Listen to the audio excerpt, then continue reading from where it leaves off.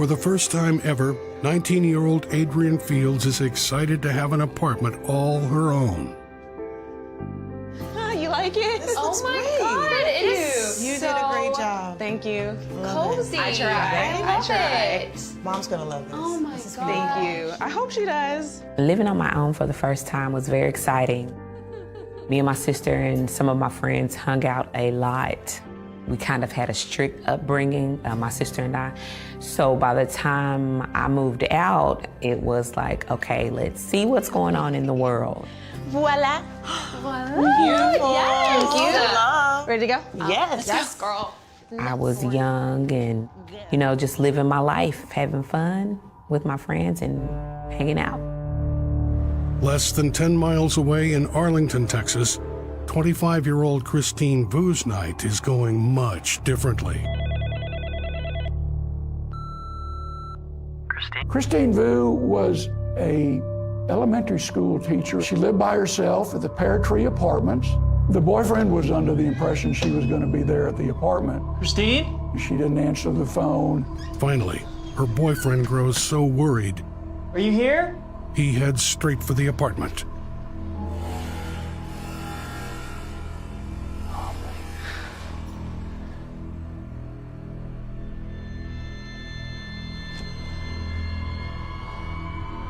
Chris, are you here?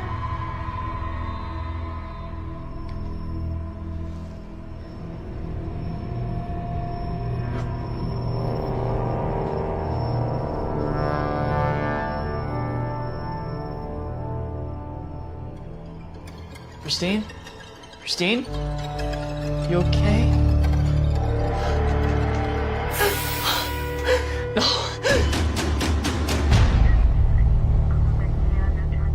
Within the hour, Arlington PD Detective Tommy Lenore arrives on the scene.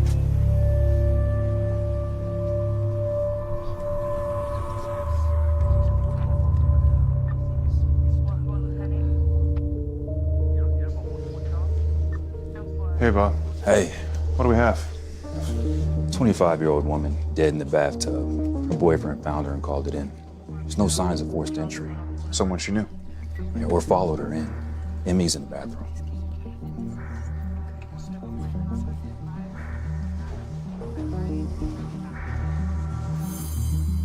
What's the verdict? Probable sexual assault and manual strangulation. Christine Vu was nude. She was laying face down in a bathtub. Her wrists were duct taped behind her back, and she was lying face down. She also had duct tape wrapped around her mouth and her nose. When we walked into the crime scene, obviously our first impression is there has to be some type of sexual assault involved.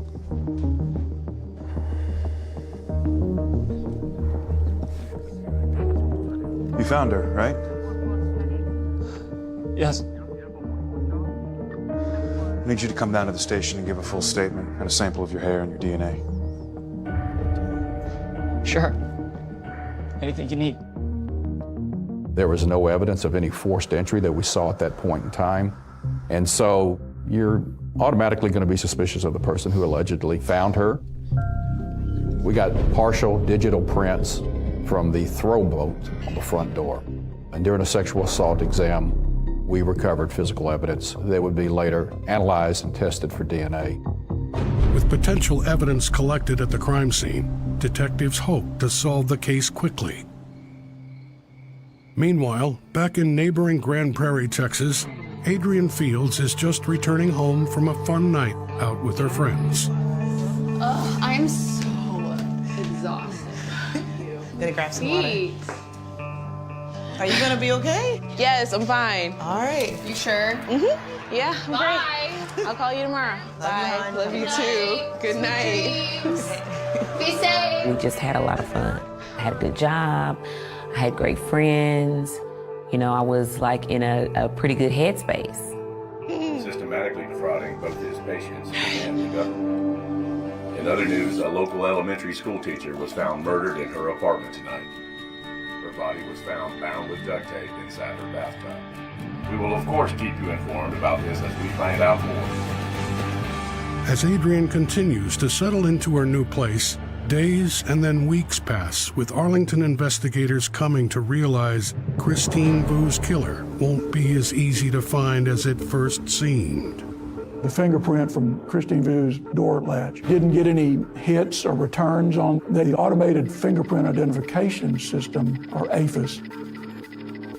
And with no national DNA database established in 1996, detectives have few options. We have DNA evidence, but you actually had to have a suspect to identify and to compare to that DNA profile. The fiance provided us with a blood sample and a saliva sample, and he was not identified as the contributor from that sexual assault kit. 3 months pass without any new leads in Christine's case. That is, until the following Christmas Eve. Hey, Dad, it's Sandy. Have you heard from Wendy? Wendy Prescott was a teacher's aide that lived in the Pear Tree Apartments, the same apartment complex as Christine Vu.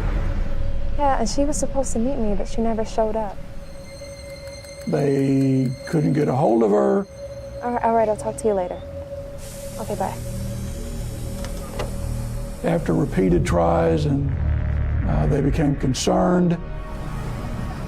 Her uncle drove over to the Pear Tree Apartments. She didn't answer the door, so the uncle went inside, and that's when he found Wendy in the bathtub.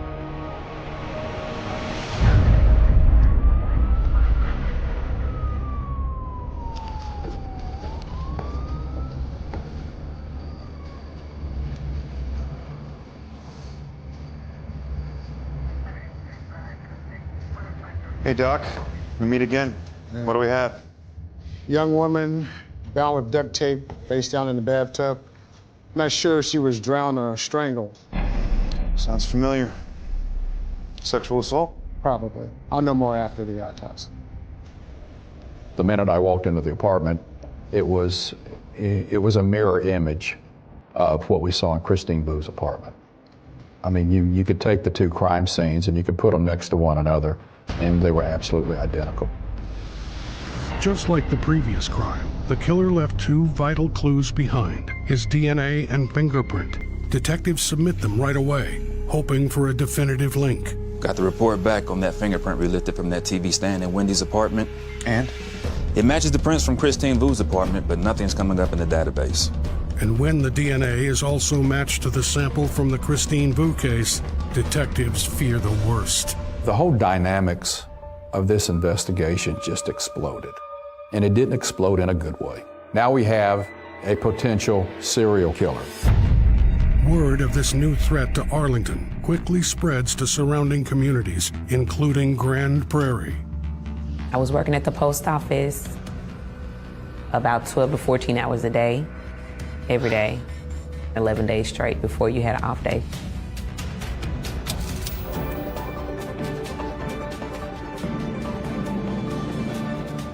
Making headlines tonight, Arlington resident Wendy Prescott is believed to be the second victim of an apparent local serial killer.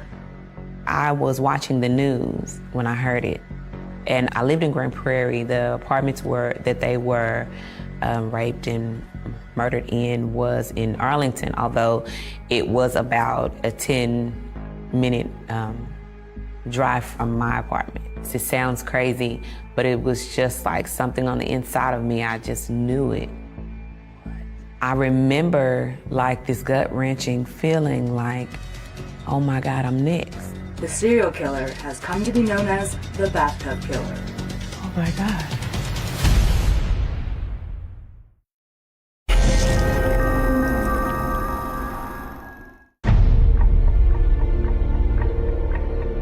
"19-year-old Adrienne Fields is terrified after learning two young women in her area have been killed just a few months apart. Adrienne contacted me. She was watching television and she was telling me, she said, oh my God, did you see the news? And I was wondering, well, what was going on? It's a serial killer, Fanita. The police don't have any suspects, and this guy is targeting women around here. She was telling me, hey, it's a killer on the loose in Arlington. They're naming him the bathtub killer. She said, it's gonna get me. This sounds crazy, but I really, really, really think he's gonna get me next. The feeling is like, to me, a premonition.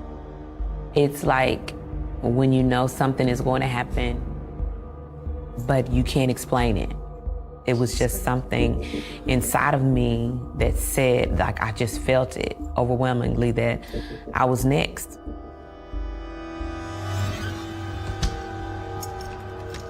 Several days pass, but Adrian remains as anxious as ever.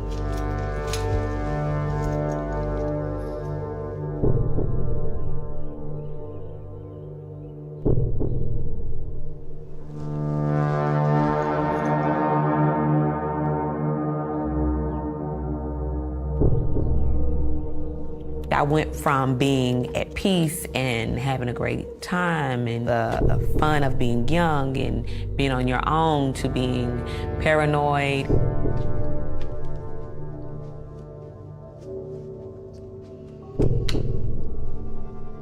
Where the assaults were happening was so close to me. When I got home, I was always locking it down, making sure, the patio door was still locked, making sure the window was still locked, making sure the front door was locked, because I just didn't feel safe.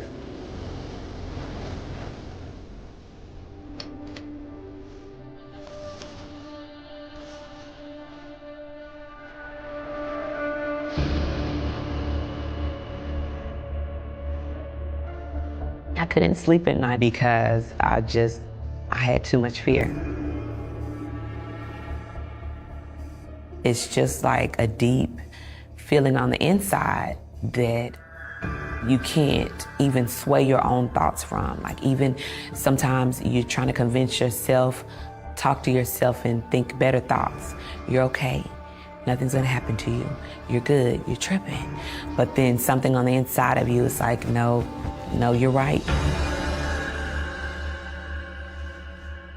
Finally, Adrian decides she can't face this alone. Hey. Here, I brought you this. Should help you sleep. I said, okay, this is a reality to her, which is what compelled me to go and start spending the night, because I said I need to be there so that I can see why she's so fearful. I'll be sleeping out there on the sofa. Everything will be fine, okay? You remember what Mom would always say about the boogeyman? He only exists up here. Yes. Get some sleep. Okay. Hey, Nita. Yeah? Thanks. That's what big sisters are for. Get some sleep. Okay.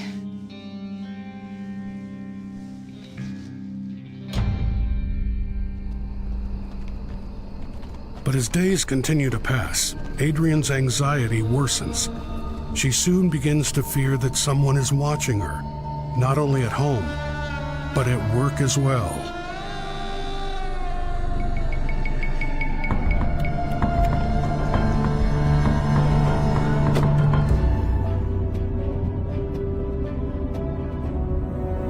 I noticed that it seemed like someone was following me. Someone would turn where I turn, get over where I get over. Like, no one's, going this way, like, as much as I am all of the time. I just thought it was so odd. So I decided, okay, I'm gonna go all the way around, or, I'm gonna take a different route. I wouldn't go straight home.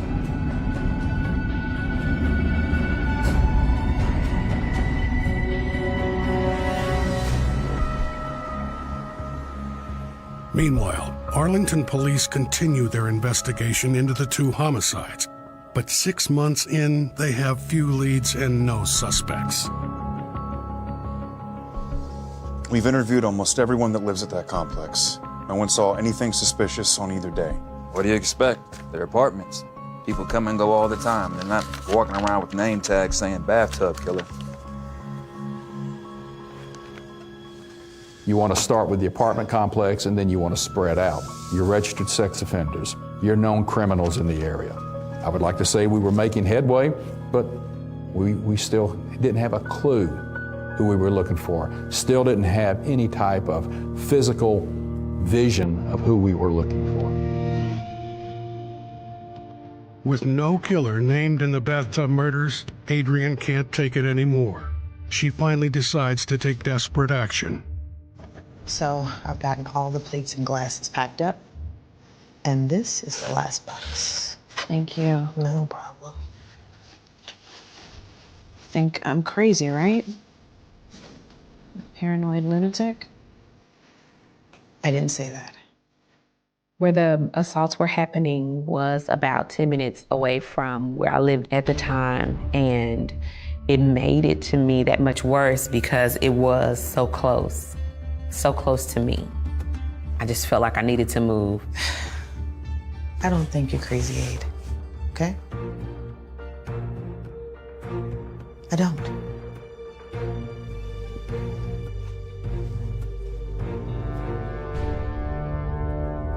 She was just adamant. I feel it. He's gonna get me. She was 100% sure. She was so sure that she wanted to move out of her apartment. Finally, after settling into her new place, Adrienne is able to return to her old routine. Here you go. All right. Here you go, miss. Thanks. Things got better when she moved to her new apartment. Things got a lot better. She was more comfortable, and I thought, this is getting better. She's gonna be good. I'm so happy that you came out tonight. You look so amazing. Thank you. You're welcome. I missed this. You guys ready? Yeah. Let's go. Let's do it. Once I moved from the place that I was at into my new place, I just let go. Like, okay, I'm safe now. Adrienne's life slowly returns to normal and stays that way for several months, until one night when she's driving home from work.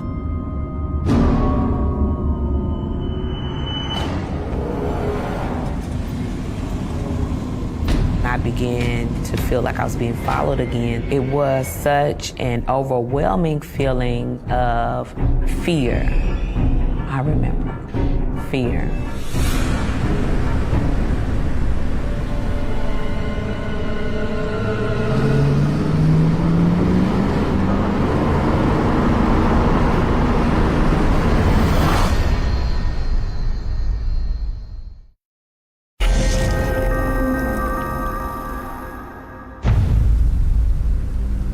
Even after moving into a new apartment across town, Adrienne Fields just can't shake the feeling she's being followed.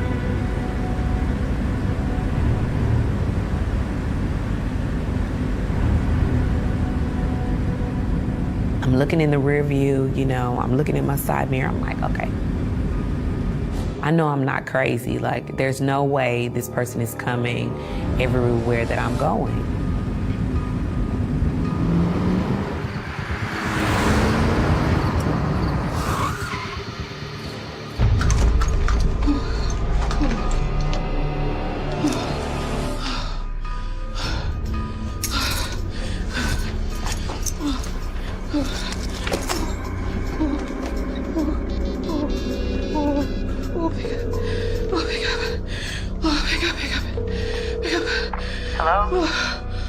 Anita. Oh, it's him. He followed me. Oh. What? Slow down. The serial killer. I don't know how he found me, but he did. I was like, oh, here we go again. Right, just when we thought everything was good and everything was, kind of calming down, she started to kind of freak out again.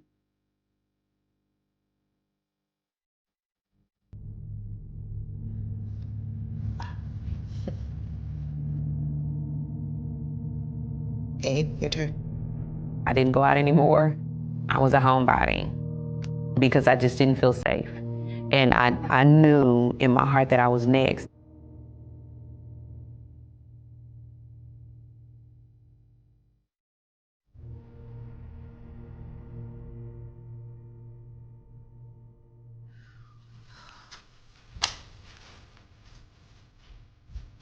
The door's locked, Adrienne. See? The back door's locked. The front door's locked.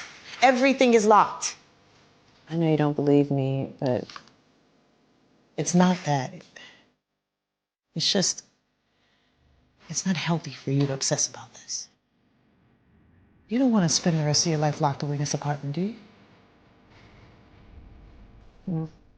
I would still find myself going to Adrian's rescue, spending the night when she needed me. Because just as a sister, as the oldest, I just felt that was my duty. That's what I was born to do, protect my baby. That was my baby. Weeks pass, and Adrian remains safe and sound in Grand Prairie, Texas. But back in Arlington, a predator is once again on the move.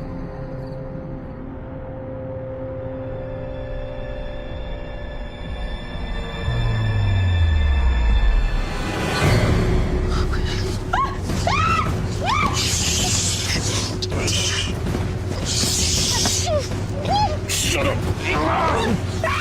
Shima Benson was awakened in the middle of the night while she was asleep in the sorority house. He grabbed her, he had a firearm, and he was going to force her to engage in a sexual activity. I can't think of anything more horrific.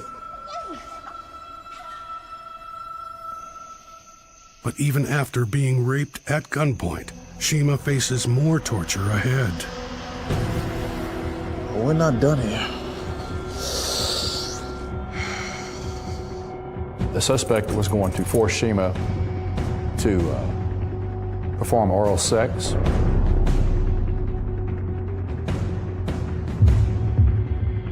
She decided to fight back, that she was not going to be taken over by this assailant.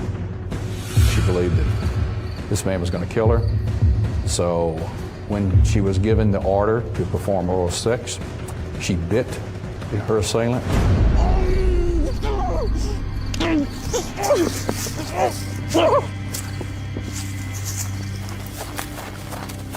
Just a true fighter that night, and it may very well have saved her life. He couldn't afford to bring any more attention on himself, so he had to leave. He had to get out of there, and that's ultimately what he did. He left that sorority house. Shima Benson is rushed to a local hospital, where she's interviewed by detectives.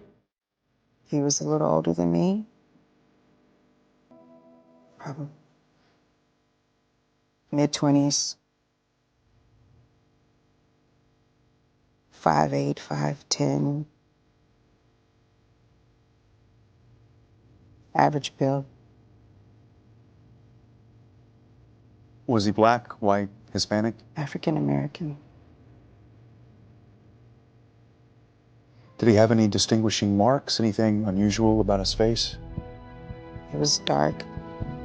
I couldn't make out much. He had a pair of pantyhose on his head. So I couldn't see anything. Well, I'll let you get some sleep. What we were looking for is, was there anything about this crime that matched the signature of our bathtub killer? And other than the act of a sexual assault, there wasn't. I have no idea. Several days later, lab results provide detectives with some clarity. Hey, Steve, hold on for a second.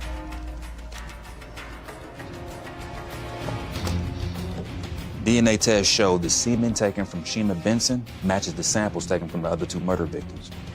Yeah, Steve, I'm gonna have to call you right back. Wow. He resurfaces. Once we compared the DNA from Shima's assailant, it was confirmed that he was, in fact, the bathtub killer. After 2.5 years in this investigation, for the very first time, we actually have some physical description of our assailant. We knew now that we were focused on an African-American male with a particular build, with a particular look, and a particular age. Despite this promising connection, 8 months pass without any progress in the case. And as the bathtub killer fades from news headlines, Adrian has a change of heart.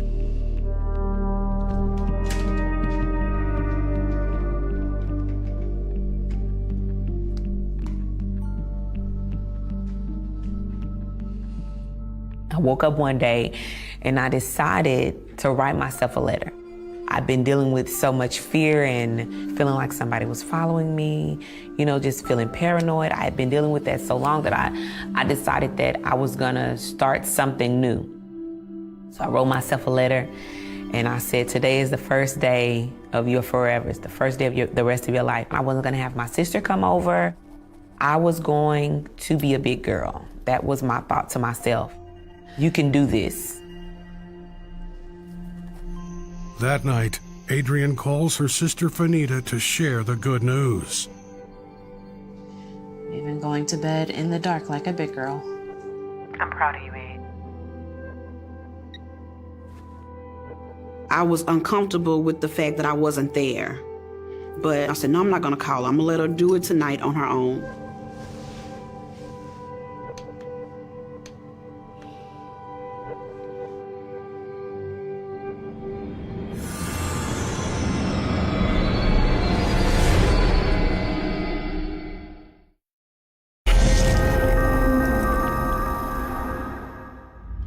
After living in fear for almost 3 years, Adrian Fields is finally at peace. But turns out she was right to be afraid.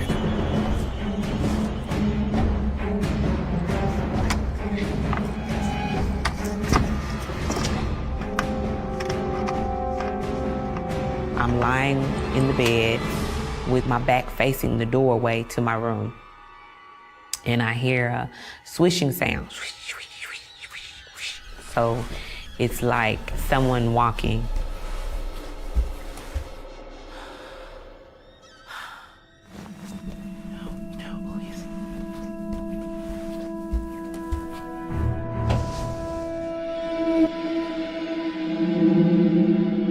I get up to turn to look to see what it is.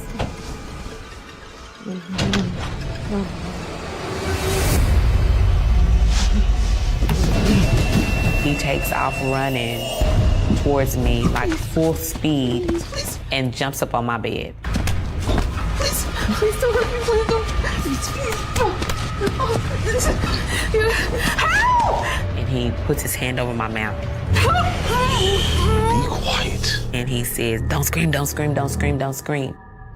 Do what I say and I won't have to hurt you.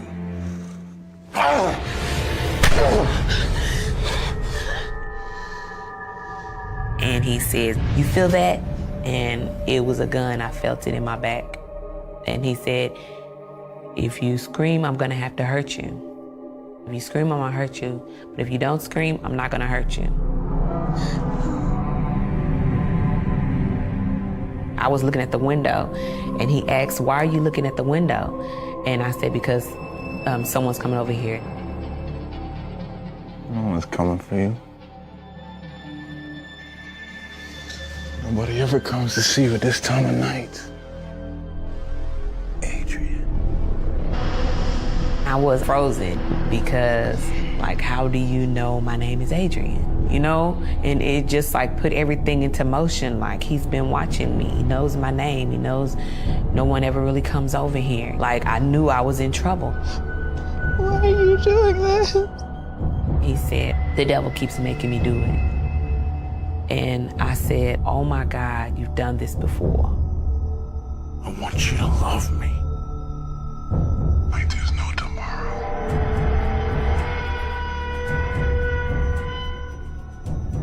What's gonna happen tomorrow? I said, I'll give you 10 minutes before I call the police when you leave.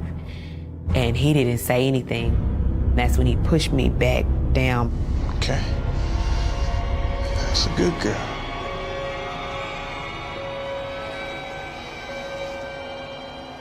For more than 2 hours, Adrian is viciously raped.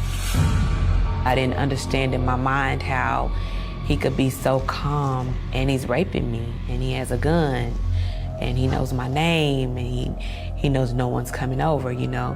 And I remember praying and saying, Lord, please forgive me of all my sins. You know, if I have to die, I just want to go to heaven. But then her attacker does something unexpected. 10 minutes? And I was like, yeah, I'll give you 10 minutes. And then he left. He closed the door and he left.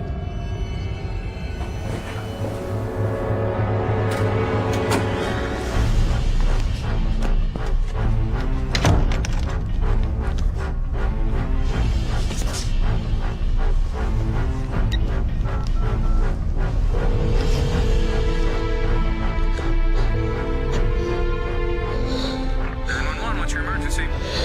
I'd like to report a rape. Once the suspect fled, Adrian made a report to the Grand Prairie Police Department. She described the suspect. The suspect's physical description matched the information that we gave Grand Prairie about Shima Benson. So they contacted our office. She was right.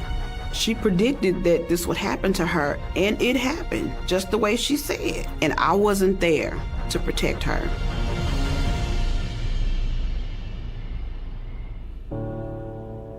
With the bathtub killer still out there, Adrian soon meets with Arlington police.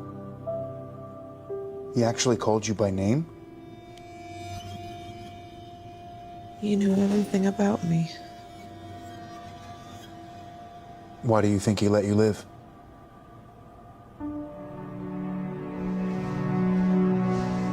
Because I did what he wanted.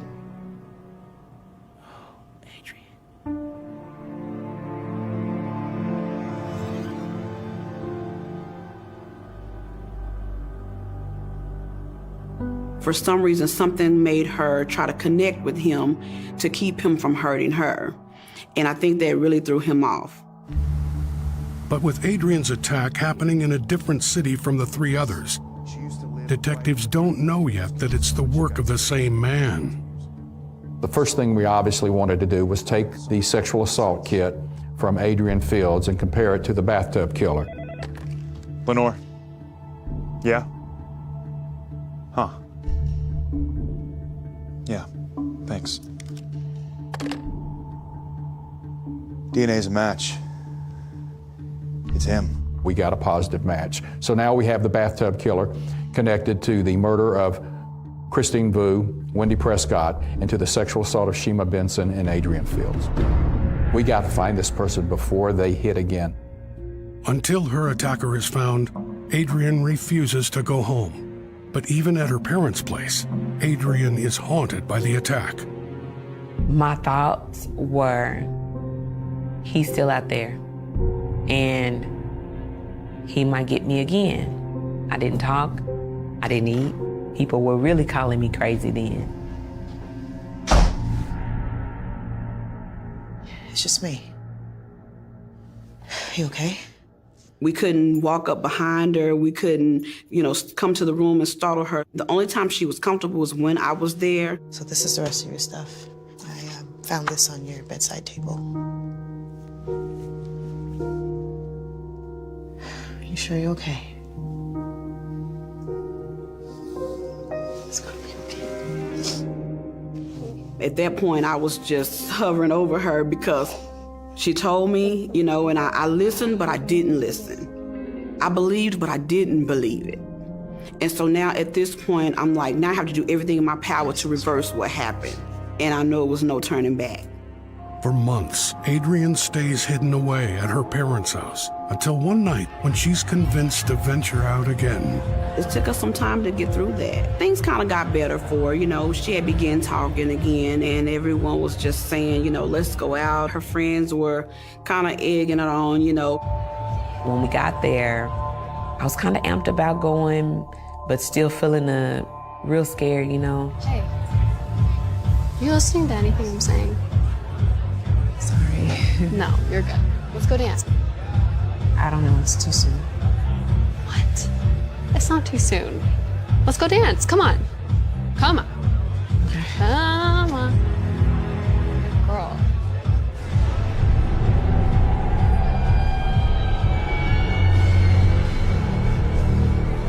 It was my first time out, but I had a strong, strong feeling that the guy was there. I could feel it. I feel his presence. He's here.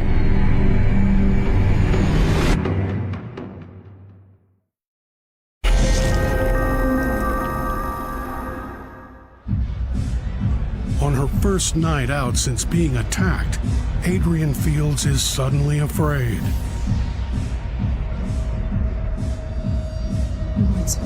What's wrong, Adrian? He's here. I told her, he's here. And she said, what? I said, the guy that raped me, he's here. And she said, how do you know he's here? I said, I don't know, I can feel it. I'm sorry, we have to go.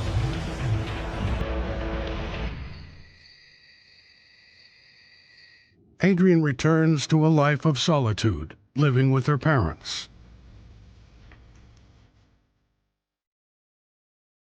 Just knowing that the bathtub killer hadn't been caught yet, we were fearful. It was just like someone just had taken her life from her.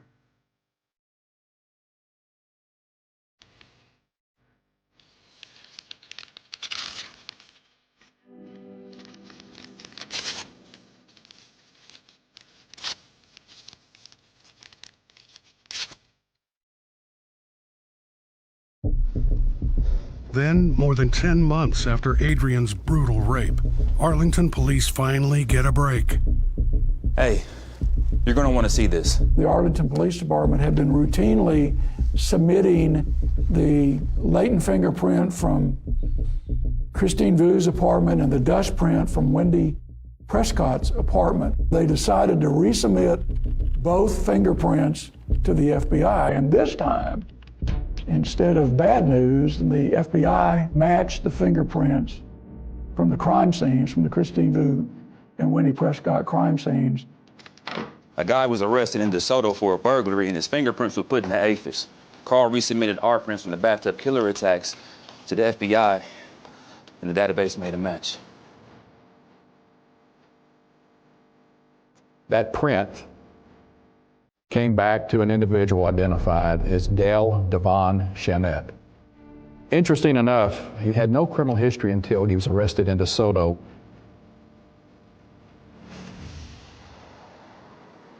Police immediately issue a warrant for Dale's arrest. Luckily, he's not hard to find. We found out that he was in fact living in Arlington, so we arrest Dale Devon Chanette and bring him to the Arlington Police Department.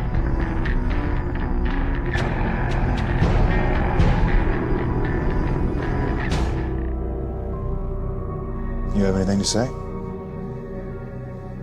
I want a lawyer. Though Dale Chanette refuses to cooperate, detectives are able to obtain all the proof they need. We collected his blood and his saliva samples, had the DNA profile from his blood and saliva, and compared to the 2 sexual assault kits from our surviving victims and the 2 sexual assault kits from our murder victims, and we got a positive match on all 4. Dale Devon Chanette was in fact the assailant responsible for the murder of Christine Vu, Wendy Prescott, and the sexual assault of Shima Benson and Adrian Fields. And when detectives dig deeper into Chanette's background, they find even more striking details. We found out he did in fact have a connection to the Pear Tree Apartments by being an emergency contact for his estranged wife who was living there. Guess what else? What? He moonlighted as a bouncer at a club in Arlington. What he would do as a bouncer is he would get their identifications.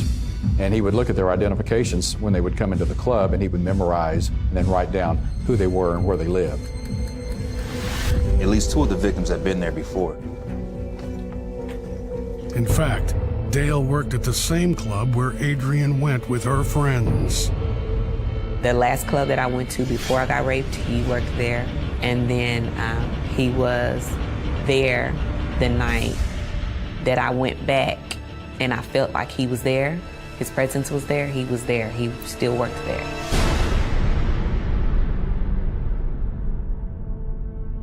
On January 8, 2003, Dale Chanette is found guilty of the 1996 murder of Wendy Prescott. At the sentencing, all of his surviving victims are asked to make statements, including Adrian Fields. He was sitting there and he was like staring me down like he might have been thinking I should have killed you, you know? So it was kind of hard, but it gave me the strength that I needed to be able to stand and testify because of the other ladies that came forward that did survive as well. Due in part to Adrian's powerful statement, Dale Devon Chenette is sentenced to death for his crimes, and on February 10, 2009, he dies from lethal injection. He was actually executed on my birthday. So it was, to me, like God was giving me a second chance. After her experience, Adrienne Fields resolves to build a new life, one without fear. Her road to recovery has been, a slow process, kind of taking it one day at a time. But Adrienne began the nonprofit organization entitled Rip the Bandage. Since all of that, Adrienne has kind of been an advocate for other rape victims. For years, I was living in fear. I realized you've got a second chance to pull your life together. Like, you have an opportunity to actually breathe and live. And the more that I tell my story, I feel more free.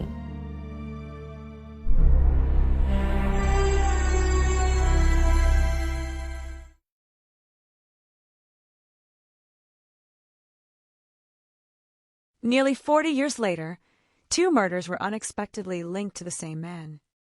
There are cases that disappear with time, files yellow in courthouse cabinets, names fade from newspapers, detectives retire, witnesses grow old, families learn to live with an absence that never becomes normal.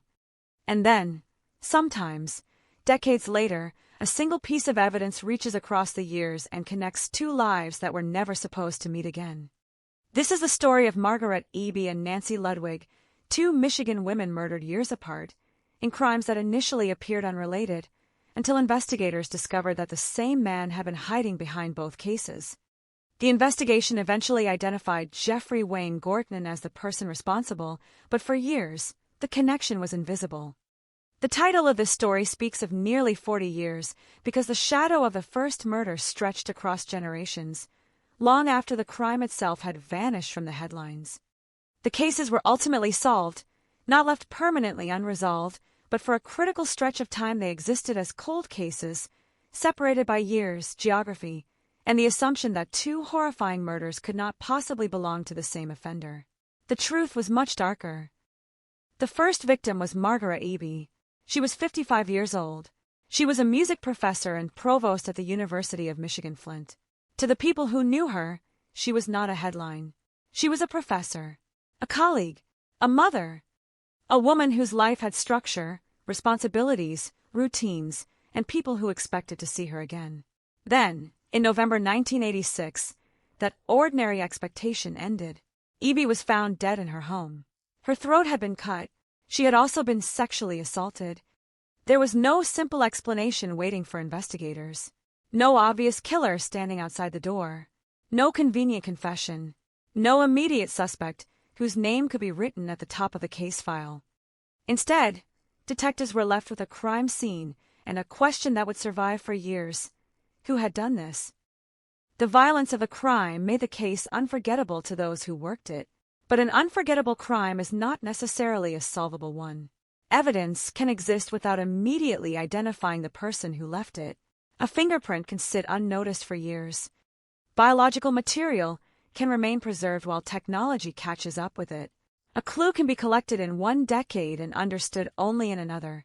In 1986, forensic science did not possess the databases and analytical power investigators would later have. DNA evidence existed, but the modern infrastructure that would eventually transform cold case investigations was still developing.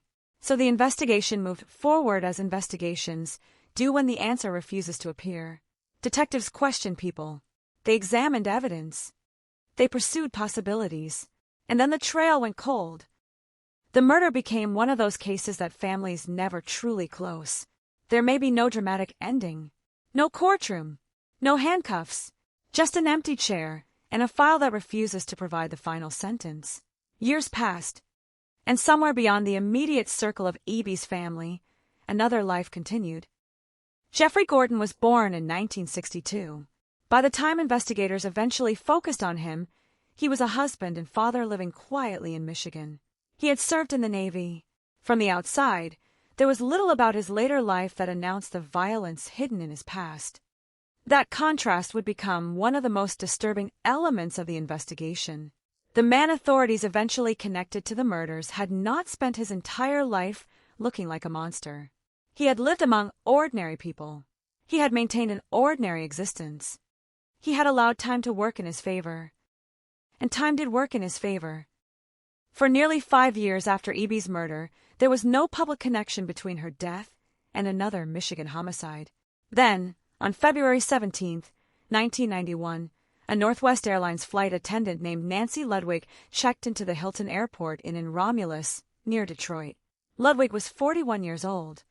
She was working in a profession that placed her in airports, hotels, unfamiliar cities, and temporary rooms. That night, she was in one of those rooms. By the next morning, she was dead. She had been bound and gagged, sexually assaulted, and her throat had been slashed. The brutality was horrifyingly similar to what had happened to E.B. years earlier. But similarity is not proof. Two murders can resemble one another without sharing an offender. Investigators have to resist the temptation to force separate crimes into a single narrative simply because the details feel familiar. In 1991, there was no obvious bridge between a university professor murdered in Flint in 1986 and a flight attendant murdered in a hotel near Detroit in 1991. Different victim, different location, different circumstances, 5 years apart. So the second case began as its own investigation. And somewhere inside the evidence collected from that hotel room was a biological clue that would eventually change everything. At first, however, nobody knew how powerful that clue would become. Ludwig's husband, Arthur, was left with the unbearable aftermath. A spouse who leaves for work is supposed to come home. A hotel room is supposed to be temporary. A flight attendant's schedule may change by the hour, but the expectation remains the same. There will be another flight, another shift, another conversation, another ordinary day. There was no ordinary day waiting for Nancy Ludwig. Her murder became another cold case. 2 women. 2 crime scenes. 2 families waiting for answers. And somewhere between those 2 cases was a biological signature that had already crossed the distance between them. The investigators simply had not yet found the bridge. Years would pass before the bridge became visible. And when it finally appeared, it would lead directly back to a crime that had been waiting since 1986. The killer had not vanished. He had simply disappeared into ordinary life. The first case had begun in Flint. The second had ended in a hotel near an airport. Between them were 5 years of silence. 5 years in which investigators could not point to a single person and say, with confidence, that this was the man responsible. The evidence from the 2 crimes existed in separate worlds, separate files, separate detectives, separate victims. But forensic evidence has no respect for the boundaries humans create around a case. A microscopic trace does not care which decade it came from. It does not care whether the detective who collected it is still working. It waits. And the biological evidence from these crimes waited. The murder of Nancy Ludwig in 1991 created enormous pressure because the crime was both brutal and apparently inexplicable. She had been traveling for work. She was not killed in an obvious domestic dispute. She was found in a hotel, a place where strangers constantly enter and leave, where anonymity is built into the architecture. That environment creates thousands of possible movements: guests, employees, visitors, service workers, people passing through the lobby, people whose names never appear in a guest registry. Yet somewhere in that maze, the killer had left evidence. The case remained unsolved. For Arthur Ludwig, the passage of time did not make the question disappear. Who killed Nancy? Why her? Why that room? How had the killer approached her? How had he left? What had he carried away? What had he left behind? Meanwhile, Margaret E.B.'s family had been living with their own unanswered questions since 1986. Then came a moment that would alter the investigation. E.B.'s son, Mark, learned about Ludwig's murder. The details struck him. The victims were different. Their lives were different. Their locations were different. But the crimes shared a horrifying feature: sexual assault followed by the slashing of the victim's throat. Mark Eby did not have a laboratory. He did not have access to secret police files. He did not have the authority to reopen a homicide investigation. He had something else. A suspicion. He believed the two murders might have been committed by the same person. That suspicion became a telephone call, and that call became the beginning of the connection. It is easy years later to look backward and imagine that the connection must have been obvious. It was not. Detectives are trained to follow evidence, not intuition alone. But sometimes intuition points toward a door that evidence later opens. In this case, Mark's belief that the two murders were connected gave investigators a reason to examine the cases together rather than separately. The technology of the time was changing. DNA was transforming criminal investigation. Biological evidence could be compared in ways that earlier detectives could barely have imagined. A sample recovered from one crime scene could be compared with another. Instead of asking whether two murders looked similar, investigators could ask a much more precise question. Did the same biological profile exist in both? The answer was yes. The evidence from the two crimes pointed to the same unknown male. The two murders had been committed years apart, but biologically, they were speaking with one voice. That changed the case completely. The investigation was no longer asking two questions. It was asking one. Who was the man responsible for both murders? Now detectives had something more valuable than a theory. They had a link. The first crime had produced evidence. The second crime had produced evidence. And the evidence could be compared. When the samples were matched, the distance between 1986 and 1991 effectively collapsed. The killer had connected his own crimes. But identifying him was another matter. The biological profile did not immediately produce a name. Investigators needed another bridge. That bridge came through fingerprints. Latent fingerprints from the 1986 crime scene were submitted for additional examination. According to testimony later presented in Congress, 3 latent prints were searched through the FBI's fingerprint identification system. One of them produced an identification. The name was Jeffrey Gorton. Suddenly, the cold case had a face. But investigators still had to be careful. A fingerprint identification could establish that a person had been present somewhere. It did not automatically explain everything. Detectives needed corroboration. They needed to connect Gorton not merely to the physical environment, but to the biological evidence recovered from the murders. So they watched him. They did not simply rush in. They followed him. And then came the napkin. Investigators obtained a napkin Gorton had used at a restaurant. From that ordinary object, they recovered DNA. That DNA was compared with the biological evidence from the 2 murders. It matched. The anonymous biological profile now had a name. Jeffrey Wayne Gorton. The man who had lived quietly for years had become the central figure in 2 Michigan murder investigations. The story was no longer about a killer who had disappeared. It was about a killer who had remained in plain sight. The arrest came in February 2002.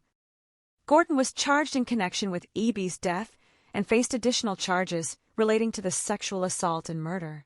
Police also connected him to Ludwig's 1991 killing.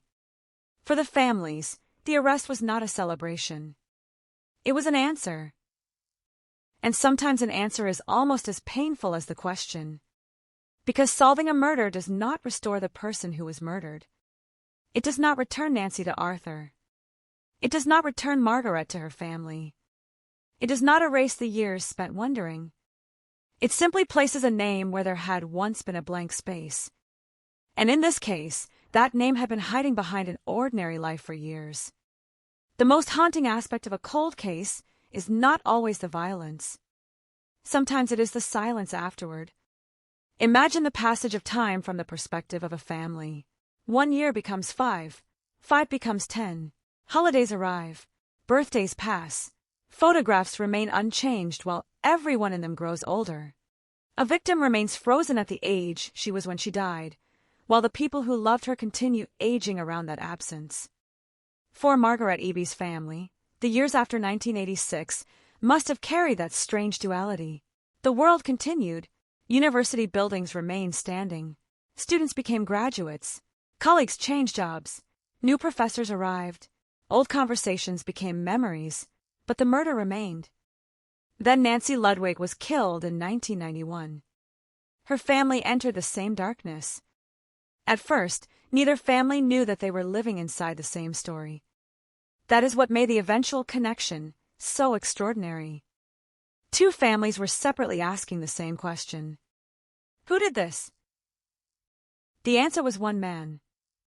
But it took years for the question to become singular. The investigator's breakthrough illustrates one of the defining transformations in modern criminal investigation: the ability of forensic science to turn old evidence into new evidence. A crime scene does not necessarily become useless simply because the calendar advances. The evidence may remain static while the technology changes around it. In 1986, investigators could collect biological material without knowing exactly what future science might do with it. By the late 1990s and early 2000s, DNA databases and improved testing methods had changed the possibilities.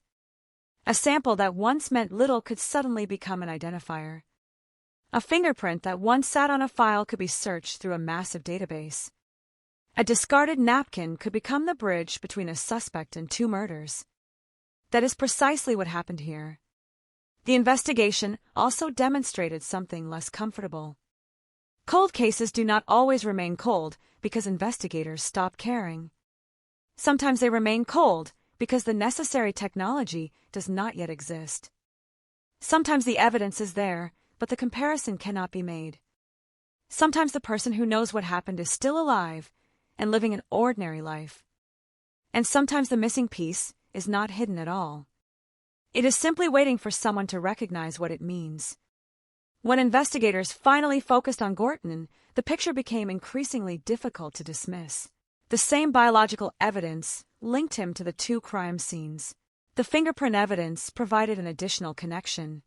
The napkin supplied a contemporary DNA sample that tied him to the biological material recovered from the murders. The case that had once been built from fragments was becoming a chain. And every link pointed in the same direction. Gorton was 40 when he entered his first plea concerning Eby's murder. He had already been convicted in connection with Ludwig's death. In January 2003, he pleaded no contest to charges stemming from Eby's 1986 killing, including first-degree premeditated murder, felony murder, and criminal sexual conduct. The courtroom had what the families had lacked for years: a name, a defendant, a legal record, a conclusion. But the story remained disturbing because of what had happened between the murders. 5 years had separated the killings. During those 5 years, Gorton had not been a ghost. He had existed in the same world as everyone else. He had moved through communities. He had relationships.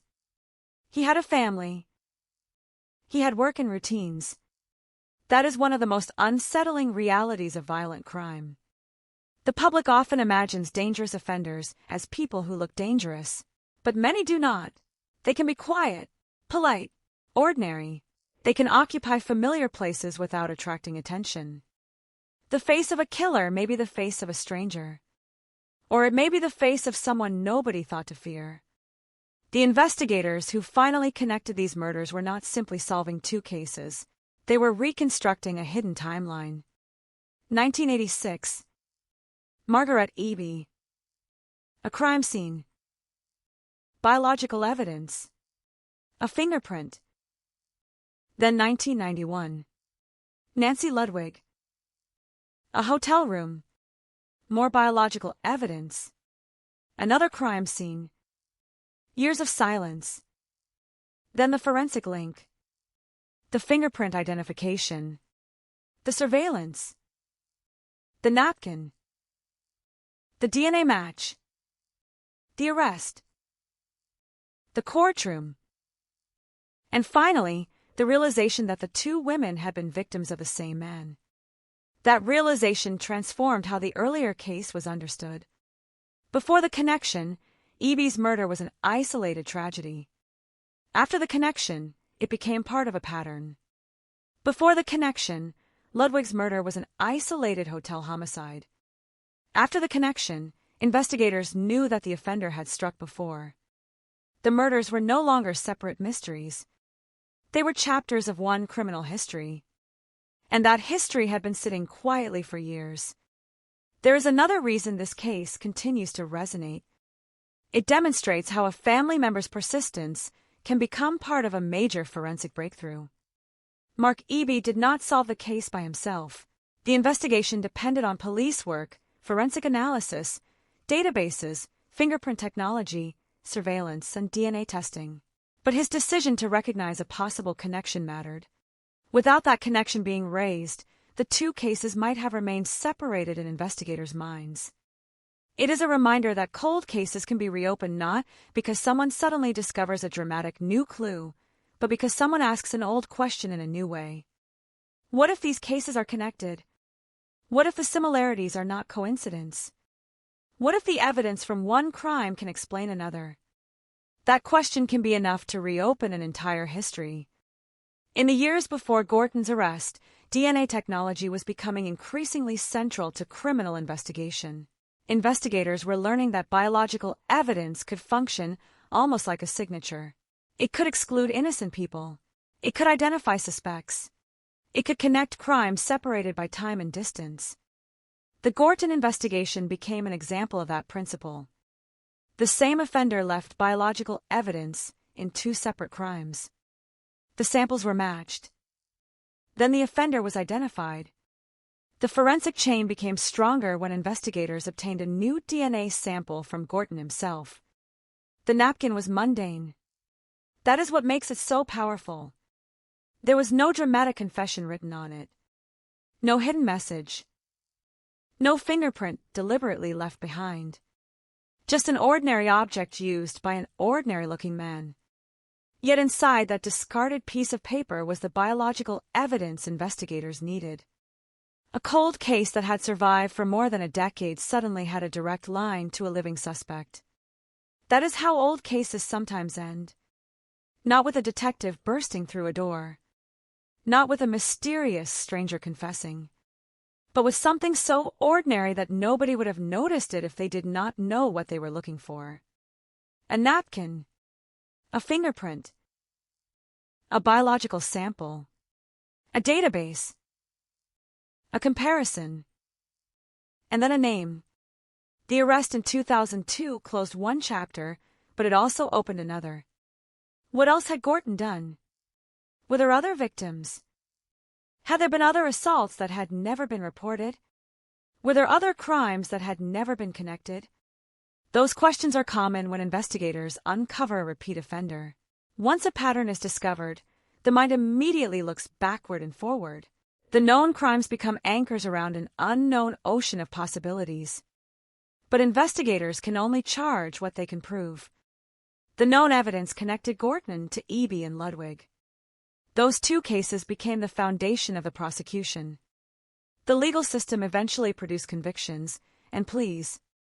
Gorton was already serving a life sentence for the rape and murder of Nancy Ludwig when he entered his no-contest plea concerning Eby's murder. For the families, the legal outcome had an unusual quality. It was definitive, but it was also late. Justice had arrived after years of uncertainty. For Nancy Ludwig's husband, the years between the murder and the arrest had been years without certainty. For Margaret Eby's family, the same was true. The arrest could not undo the crime. But it could finally answer the most basic question. Who? Jeffrey Gorton. The man who had been living quietly while two families carried the weight of unanswered questions. And that fact may be the most disturbing detail of all. Because when a murderer is caught immediately, there is a certain psychological boundary between the crime and the world. The killer is removed. The investigation is visible. The danger feels contained. But when years pass, that boundary disappears. The killer becomes part of the ordinary world again. He can stand in a grocery store, sit in a restaurant, talk to neighbors, eat dinner with his family, drive down familiar roads, while somewhere else, another family is still asking why. That is what makes cold cases so haunting. The victim is gone. The offender may still be there. And nobody knows. The investigation into Jeffrey Gorton eventually became a lesson in how different pieces of evidence can reinforce one another. A single clue may be questioned. A single witness may be mistaken. A single fingerprint may require interpretation. A single biological sample may need confirmation. But when multiple independent lines of evidence converge, the picture changes. Here, investigators had the crimes themselves. They had similarities in the manner of attack. They had biological evidence connecting the two murders. They had a fingerprint identification pointing toward Gorton. They had surveillance. They obtained a discarded napkin. And the DNA recovered from that napkin matched evidence from the murder scenes. The investigation was no longer built on one fragile theory. It had become cumulative. That distinction matters. True crime stories often focus on the dramatic moment when police identify a suspect. But identification is only the beginning. Investigators must build a case strong enough to survive scrutiny in court. The prosecution had to establish not merely that Gorton existed near the cases, but that he was responsible. The forensic evidence became central. The 1986 murder of Eby had been waiting since the era before modern DNA databases transformed cold cases. The 1991 murder of Ludwig had created a second evidence trail. When those trails converged, the past effectively became present. The murders were separated by geography. They were separated by 5 years. But the evidence ignored the separation. That is one of the most remarkable qualities of forensic science. Time can destroy memories. It can erase photographs. It can scatter witnesses. It can close businesses. It can demolish buildings. But certain forms of evidence can survive. A biological sample can survive. A fingerprint can survive. And once technology learns how to read them, the past can speak again. That is exactly what happened. The investigation also exposed the danger of assuming that a case is finished simply because it has gone quiet. A cold case is not necessarily a dead case. It may be dormant. There is a difference. Dormant evidence can become active evidence.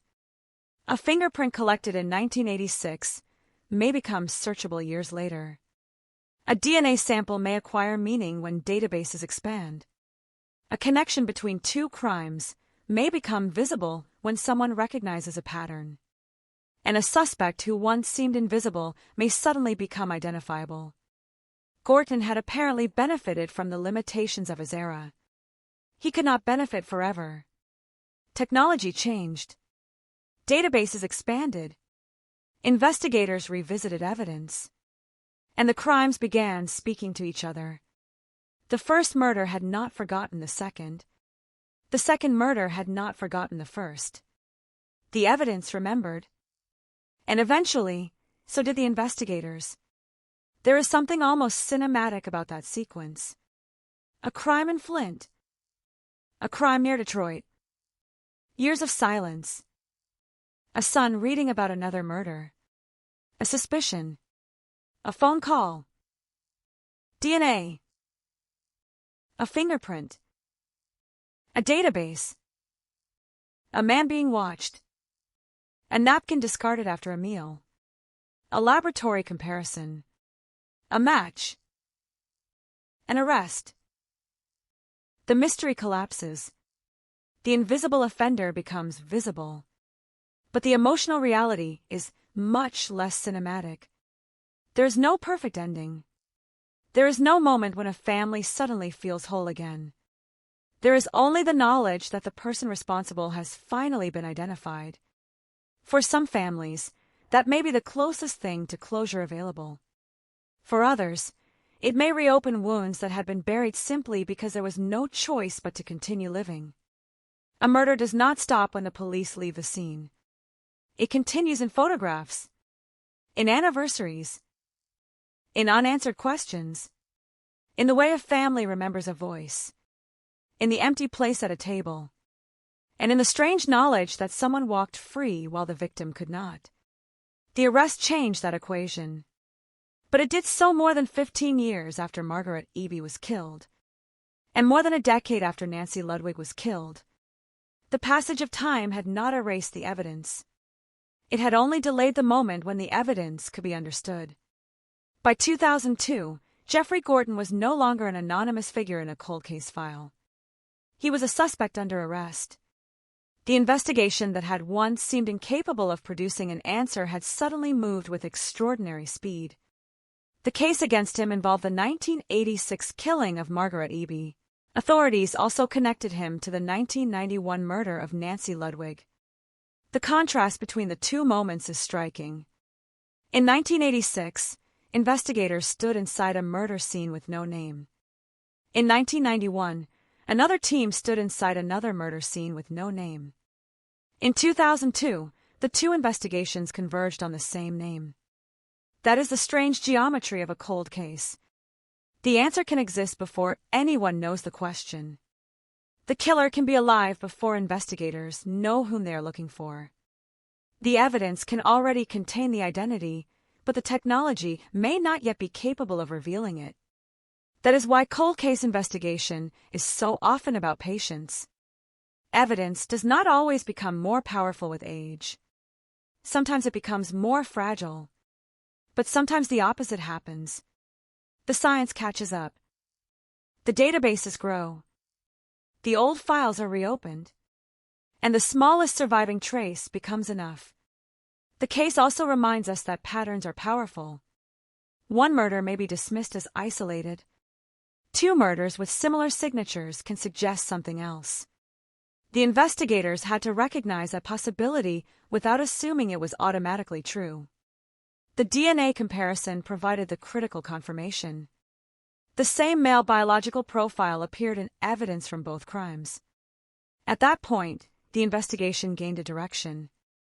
The unknown offender had committed at least 2 attacks. And the 2 attacks were no longer independent. The investigation of Gorton then became an exercise in corroboration.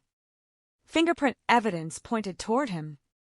DNA connected him to the biological material. Surveillance helped investigators establish the connection. The discarded napkin provided a fresh sample for comparison. The evidence closed the circle. And when Gorton entered his plea in Eby's case, the courtroom finally acknowledged what the evidence had been saying. The 2 women had been murdered by the same man. There is a particular cruelty in discovering that connection years later. For Nancy Ludwig's family, the connection meant that her killer had also killed before. For Margaret Eby's family, it meant that the woman whose murder had remained unexplained for so long had not been the victim of an isolated act. She had been attacked by a man who would later kill again. The crimes were separated by time, but they were connected by behavior, and eventually by science. The case became a powerful example of how forensic databases can transform investigations. A cold case does not always require a new witness. Sometimes it requires an old piece of evidence to be compared against a new source. That principle now seems obvious. But in the 1980s and early 1990s, it was revolutionary. DNA could turn an unknown biological sample into a unique investigative lead. Fingerprint systems could search millions of records. The combination could revive cases that had appeared exhausted. In Gorton's case, those tools worked together. The biological evidence linked the crimes. The fingerprint evidence helped identify the suspect. The new DNA sample helped confirm the connection. The case moved from uncertainty to prosecution. And the man who had lived for years without answering for those murders was finally forced to face them. The courtroom proceedings did not erase the years of silence, but they gave the silence an ending. Gorton ultimately pleaded no contest to charges related to Eby's murder in January 2003. That plea was not the dramatic confession some crime stories promise. There was no grand speech, no cinematic explanation of motive that could make the murders suddenly understandable. Instead, there was a legal acknowledgement. The evidence had brought the case this far. The plea brought it to its conclusion. And yet one question remained in the background. Why? Why Margaret Eby? Why Nancy Ludwig? Why those victims? Why the brutality? A criminal case can answer who without fully answering why. That is one of the deepest frustrations in true crime. Families want explanations. Courts need evidence. Investigators need facts. And sometimes the motive remains less satisfying than the identification. The victims become names in a legal record. But they were never merely names. Margaret Eby was a professor. Nancy Ludwig was a flight attendant. Both had careers. Both had families. Both had ordinary futures that were stolen. Their professions are part of the story because they remind us that neither woman existed simply as a victim. They had identities before the murders. The crime reduced them to headlines. The investigation had to restore the truth that the headlines could never contain. They were people. They were loved. And they were missed. Years after the murders, the technology that helped solve them had become almost routine. DNA databases, fingerprint searches, digital records, surveillance, laboratory comparison. Today, these tools are familiar to the public through television and countless criminal investigations. But in the context of the Eby and Ludwig murders, they represented a bridge between two eras. The first crime occurred in 1986. The second occurred in 1991. The arrest came in 2002. The plea in Eby's case came in 2003. Those dates tell the story of time itself. 16 years separated Eby's murder from Gorton's arrest. 11 years separated Ludwig's murder from the arrest. The families had to live through all of it. And yet the evidence survived. That is perhaps the most important lesson. The passage of time did not make the murders less real. It did not make the victims less important.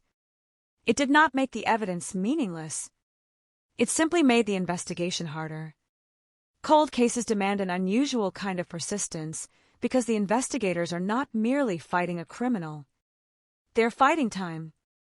Time destroys. Time changes. Time moves people away. Time retires detectives.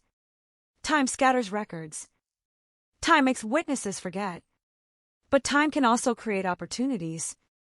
Technology improves. Databases expand. Methods become more precise. A sample that could not identify anyone in 1986 can become decisive years later. That is why the story of Gorton is not simply a story about two murders. It is a story about the evolution of criminal investigation. The case began in an era when investigators were limited by the tools available to them. It ended in an era when biological evidence could be searched and compared with unprecedented precision. The murderer had not become more careless. The investigators had become more capable. That difference changed everything. There is another haunting element. The person who eventually linked the cases was not initially working from a laboratory result. It was a family member who recognized a similarity. That means the investigation was driven by both human observation and scientific evidence.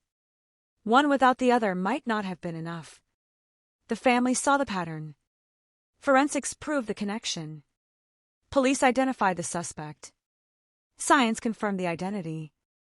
The courts delivered the legal outcome. Every part mattered.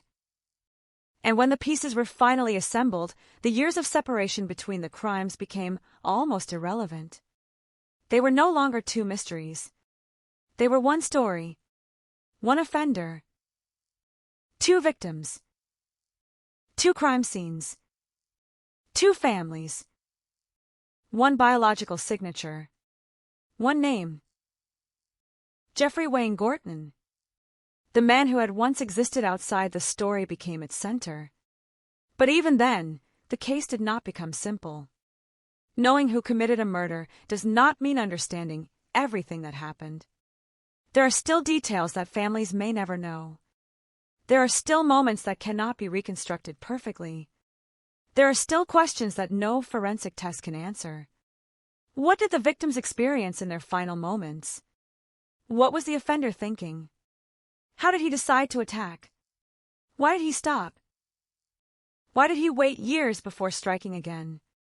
Those questions can haunt families long after the legal case ends. And perhaps that is why some cold cases never truly feel closed. A courtroom can close a file. It cannot close every question. A conviction can identify a killer. It cannot restore a victim. A sentence can remove an offender from society. It cannot reverse time.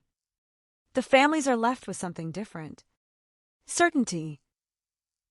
Painful certainty. But certainty nonetheless.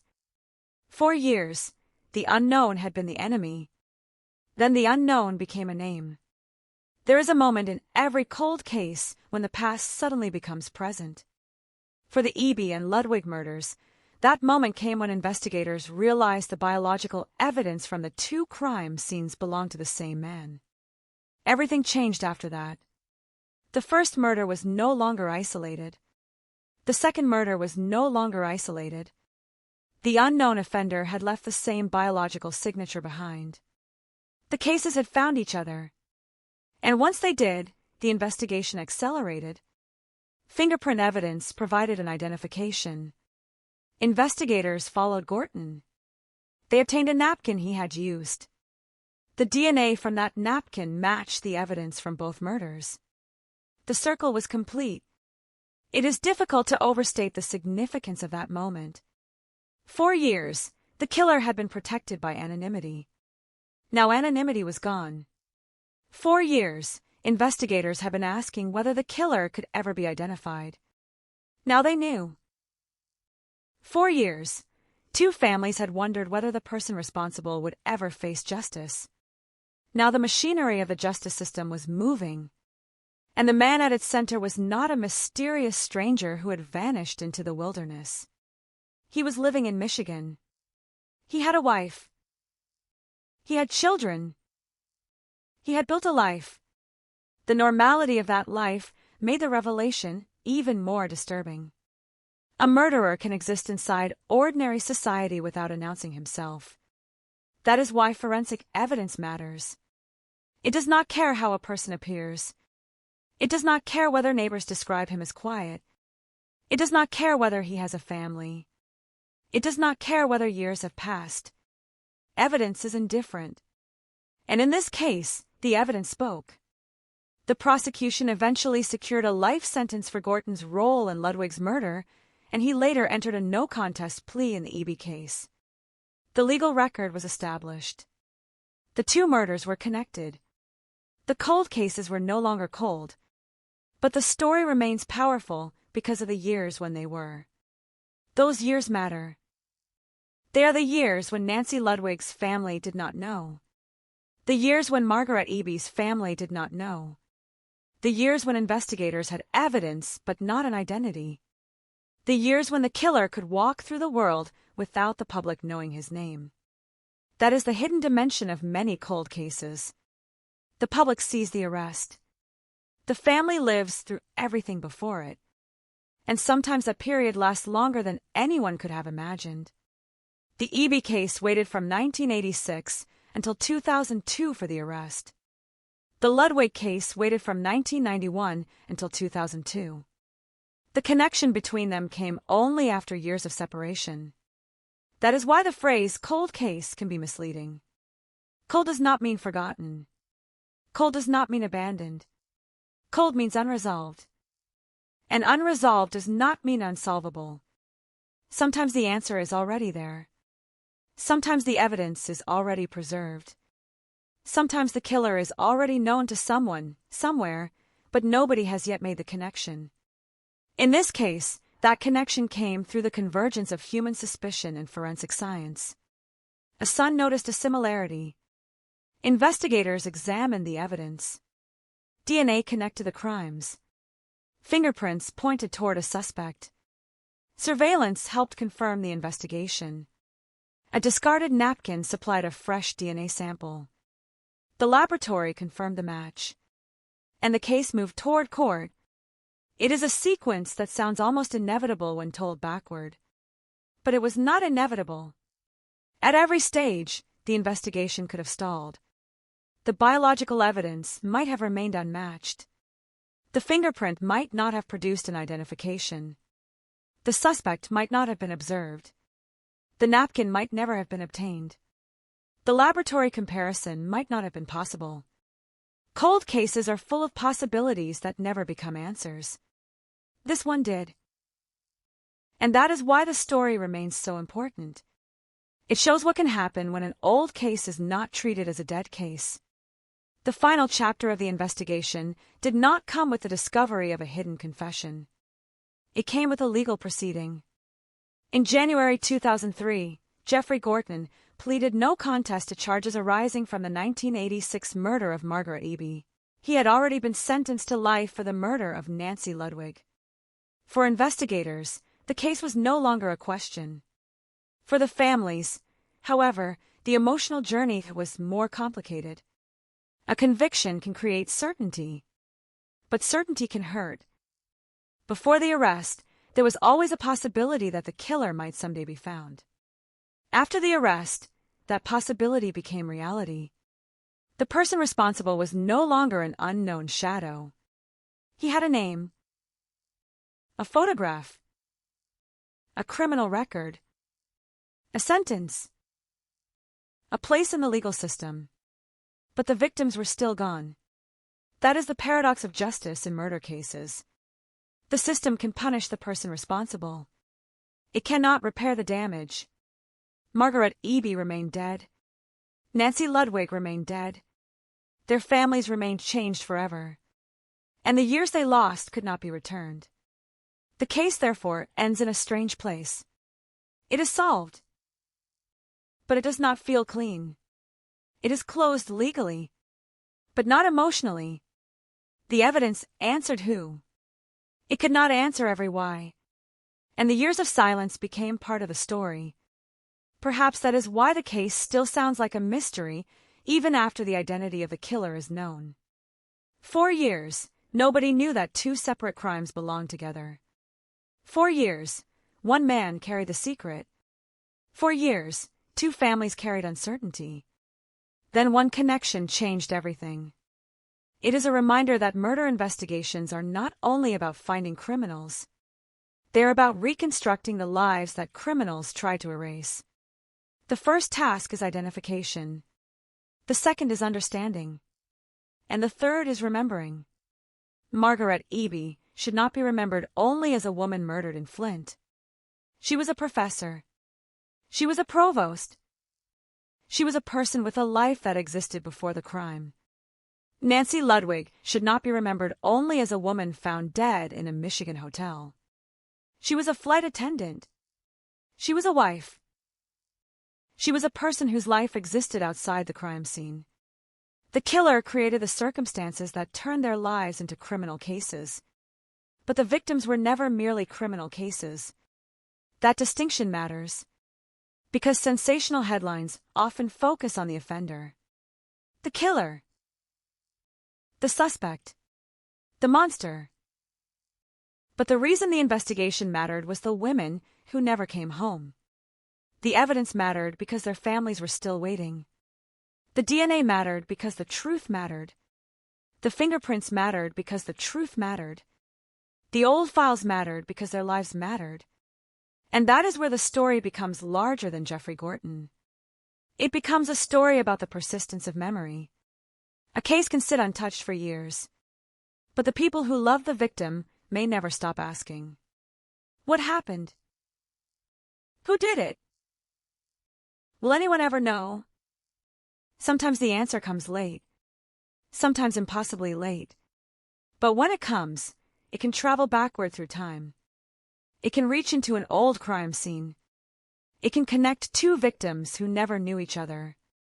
It can reveal that two separate tragedies were actually chapters of the same hidden story. That is what happened in Michigan. Nearly 4 decades after the first murder, the world around these crimes had changed almost beyond recognition. The technology had changed. The investigators had changed. The databases had changed. The people who remembered the original investigation had aged. Some had retired. Some had died. Some memories had faded. But the evidence remained. That is the final haunting image of this case. Not the arrest. Not the courtroom. Not even the killer. The evidence. A biological trace preserved through time. A fingerprint waiting for a database. A napkin used casually in an ordinary place. 3 pieces of an investigation that had been separated by years. Eventually, they converged. And when they did, the past became impossible to ignore. Margaret Eby had been murdered in 1986. Nancy Ludwig had been murdered in 1991. Jeffrey Gorton was arrested in 2002. The cases were connected through forensic evidence. The legal proceedings followed. The mystery that had once seemed unsolvable finally had an answer. But the most unsettling truth is not that the killer was finally caught. It is that he had lived through the years between the murders. He had existed while investigators searched. He had existed while families waited. He had existed while the evidence sat quietly in files. And he had existed while the world assumed these were separate tragedies. That is the nightmare hidden inside a cold case. The possibility that the person responsible is not somewhere impossibly far away. He may be close. He may be living a routine life. He may be someone no one suspects. And the only thing separating the world from the truth may be a piece of evidence nobody has yet learned how to read. For Margaret Eby and Nancy Ludwig, that evidence eventually spoke. It spoke through DNA. It spoke through fingerprints. It spoke through databases. It spoke through the persistence of a family member who refused to believe the similarity between 2 murders was meaningless. And finally, it spoke in court. The cases were solved. But the years of uncertainty cannot be solved. They are simply part of history now. The photographs remain. The names remain. The dates remain. November 1986. February 1991. February 2002. January 2003. Each date marks a different stage in the story. The beginning. The second crime. The arrest. The legal conclusion. But there is another date that matters. The day someone realized the 2 murders might be connected. That was the moment the cases stopped being separate. That was the moment the past began reaching forward. That was the moment the killer's greatest protection, time, began working against him. Because time had preserved the evidence. Time had preserved the biological material. Time had preserved the fingerprints. Time had preserved the records. And eventually, time brought technology capable of reading them. There is no perfect ending to a murder story. There is only truth, when truth can finally be established. For the families of Margaret Eby and Nancy Ludwig, that truth came years after the violence. Too late to save them. Too late to prevent the grief. But not too late to name the person responsible. And sometimes, in the world of cold cases, that is the line between a mystery that disappears forever and a case that finally speaks. 4 years, these murders were questions. Then they became evidence. Then they became one investigation. Then they became a name. Jeffrey Wayne Gorton. And once that name entered the case files, the silence that had surrounded 2 Michigan murders for years was broken. The women could not speak. The witnesses could not remember everything. The years could not be reversed. But the evidence remained. Waiting. Silent. Patient. Until someone finally knew how to listen. And that is why the darkest cold cases are not always the ones with no answers. Sometimes they are the ones where the answer was there all along, buried inside an old file, trapped in a fingerprint, preserved in DNA, waiting for one human being to look at two separate tragedies and ask the question that changes everything. What if these were never two murders at all? What if they were always one story? In Michigan, decades of silence eventually gave way to that answer. And once the two cases were joined, the distance between 1986 and 1991 disappeared. Two women. Two crime scenes. One offender. One trail of evidence. One name. And a truth that had waited years to be heard. The silence did not end when Jeffrey Gorton was identified. In some ways, that was only when a different kind of silence began. The silence of the victims could never be broken. The silence of the families could never be completely filled. And the silence surrounding the years between the murders could never be reconstructed with absolute certainty. Investigators could establish what the evidence proved. They could establish where the biological material came from. They could establish the connection between the two murders. They could establish the identity of the man responsible. But there were still spaces in the timeline where only speculation could exist, and responsible investigators could not turn speculation into fact simply because the unknown was uncomfortable. That distinction is critical in any cold case. The public wants a complete story, a beginning, a motive, a sequence, a final explanation. But real investigations rarely provide such a clean narrative. Evidence establishes certain things. Other things remain uncertain. And sometimes the most disturbing questions are precisely the ones that cannot be answered. The known facts were already horrifying enough. Margaret Eby was murdered in 1986. Nancy Ludwig was murdered in 1991. Both women were sexually assaulted. Both had their throats slashed. Biological evidence connected the crimes. A fingerprint helped investigators identify Jeffrey Gorton. A discarded napkin provided DNA that helped confirm the connection. And after years of uncertainty, the legal system finally confronted the man responsible. But the timeline between those events remained almost as haunting as the crimes themselves. Imagine the investigators who originally worked Eby's murder. They had a crime scene. They had evidence. They had a victim whose family wanted answers. They did what investigators were trained to do. They collected what they could. They documented what they could. They followed leads. They searched for a suspect. And then the case entered the territory every detective fears. Nothing.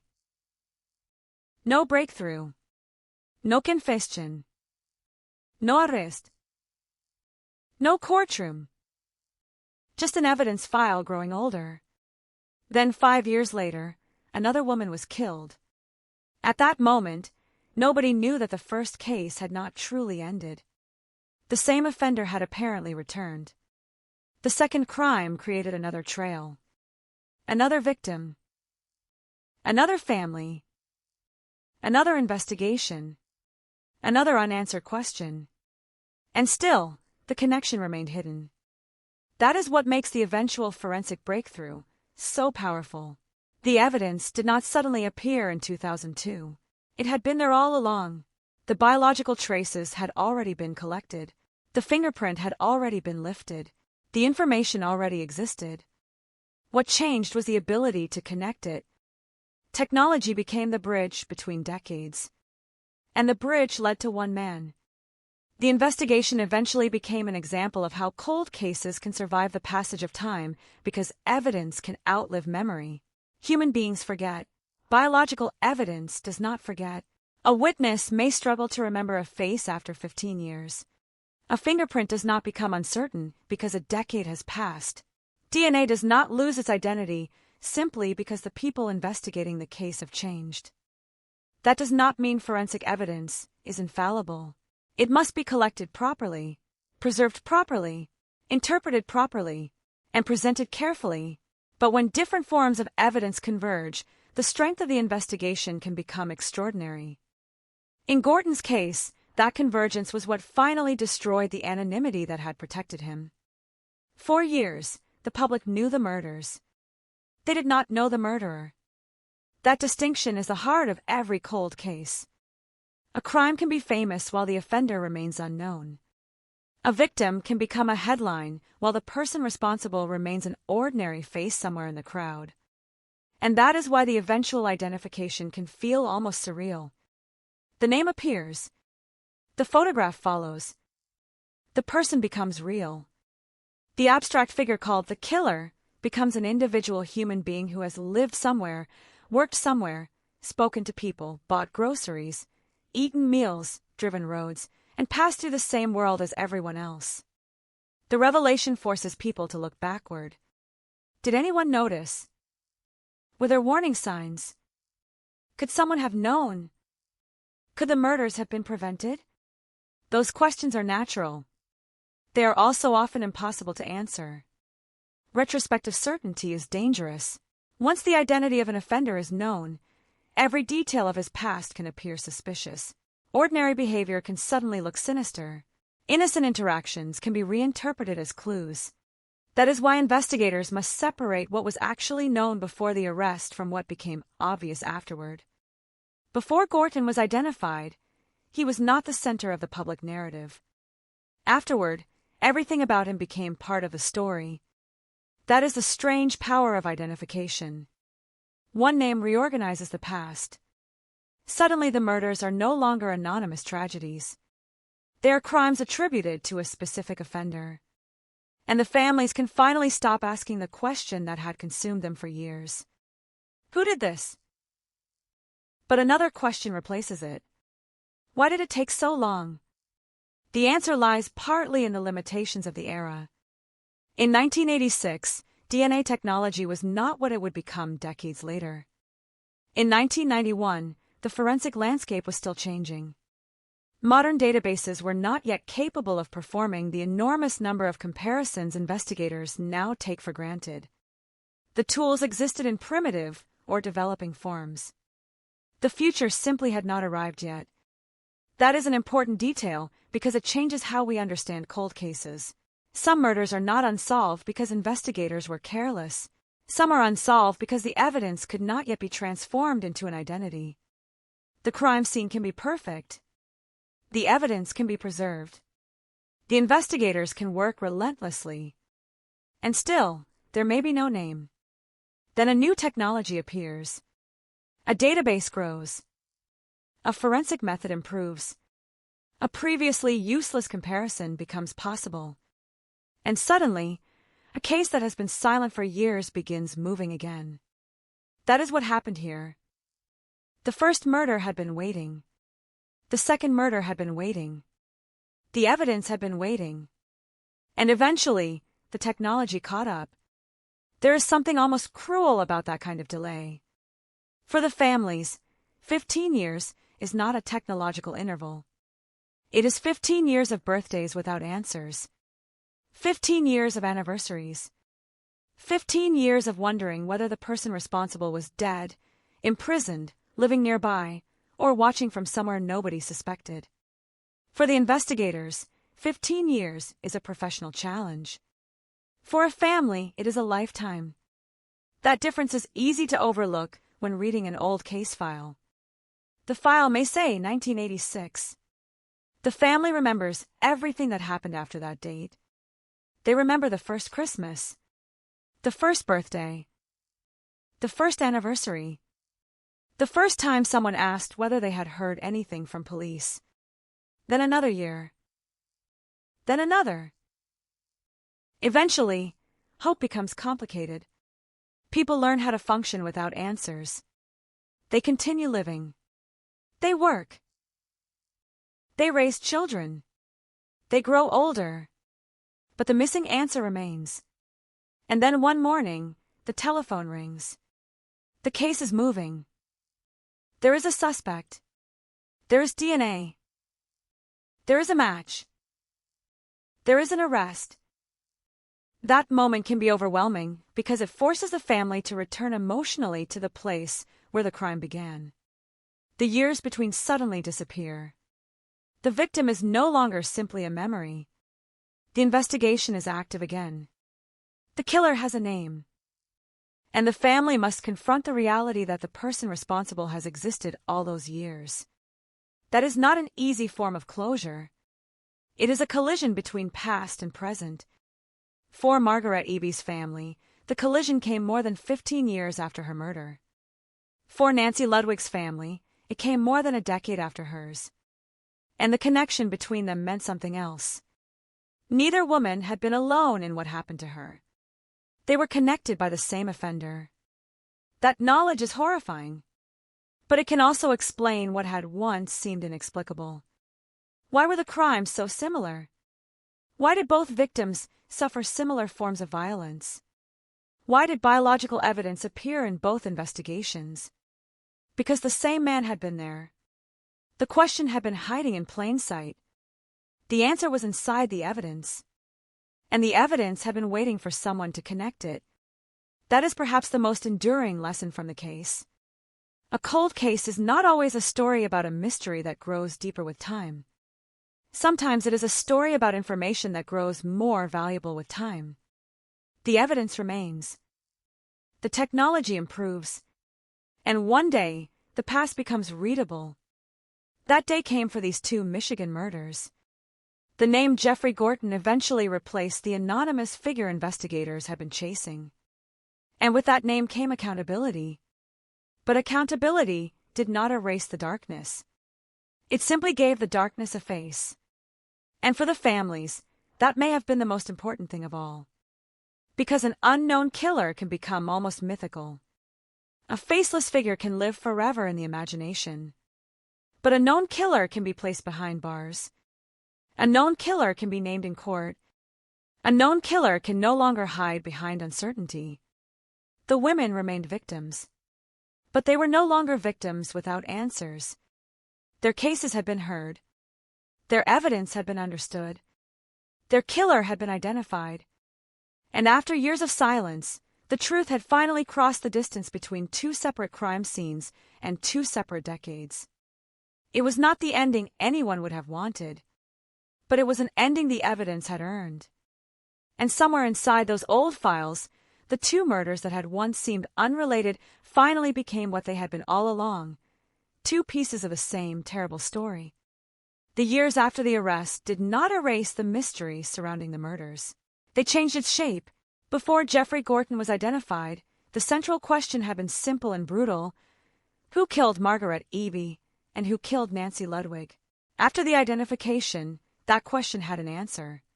But the answer created a different realization, one that can be harder to absorb than uncertainty itself. The two women had not been victims of unrelated violence.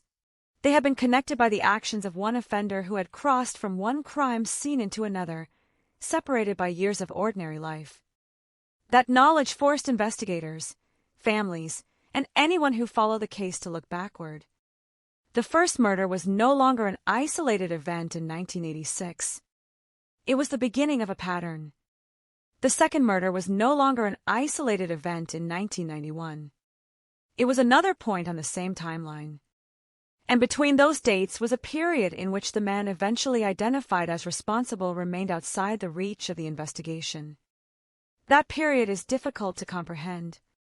A murder investigation can consume an entire police department. Detectives spend nights studying photographs. They revisit interviews. They examine physical evidence. They chase leads that collapse. They return to the same questions again and again. Who had access? Who knew the victim? Who could have entered the location? Who had a motive? Who had the opportunity? Who left something behind? The problem with a cold case is that the answers to those questions can exist without producing an identity. There may be evidence without a suspect. There may be a suspect without enough evidence. There may be a pattern without anyone recognizing it. And there may be two investigations that are secretly connected while the detectives working them remain separated by jurisdiction, time, or information. That was the critical obstacle in the Eby and Ludwig cases. The crimes occurred in different circumstances. One victim was a university professor. The other was a flight attendant.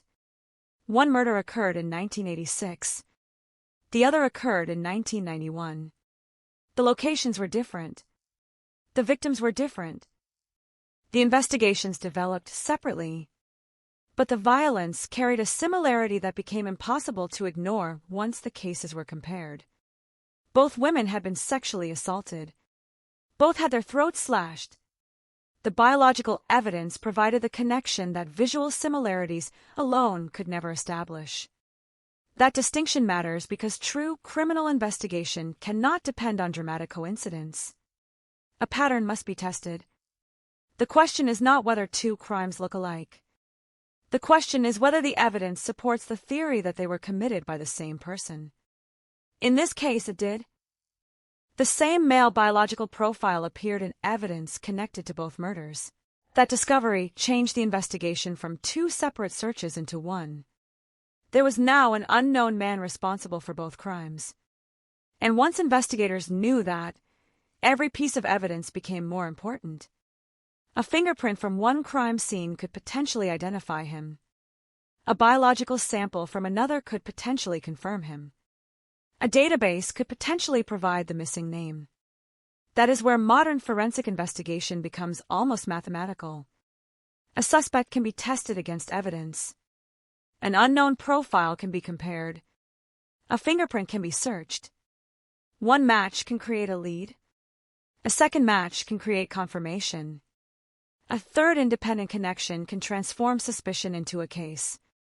The investigation into Gorton followed that path.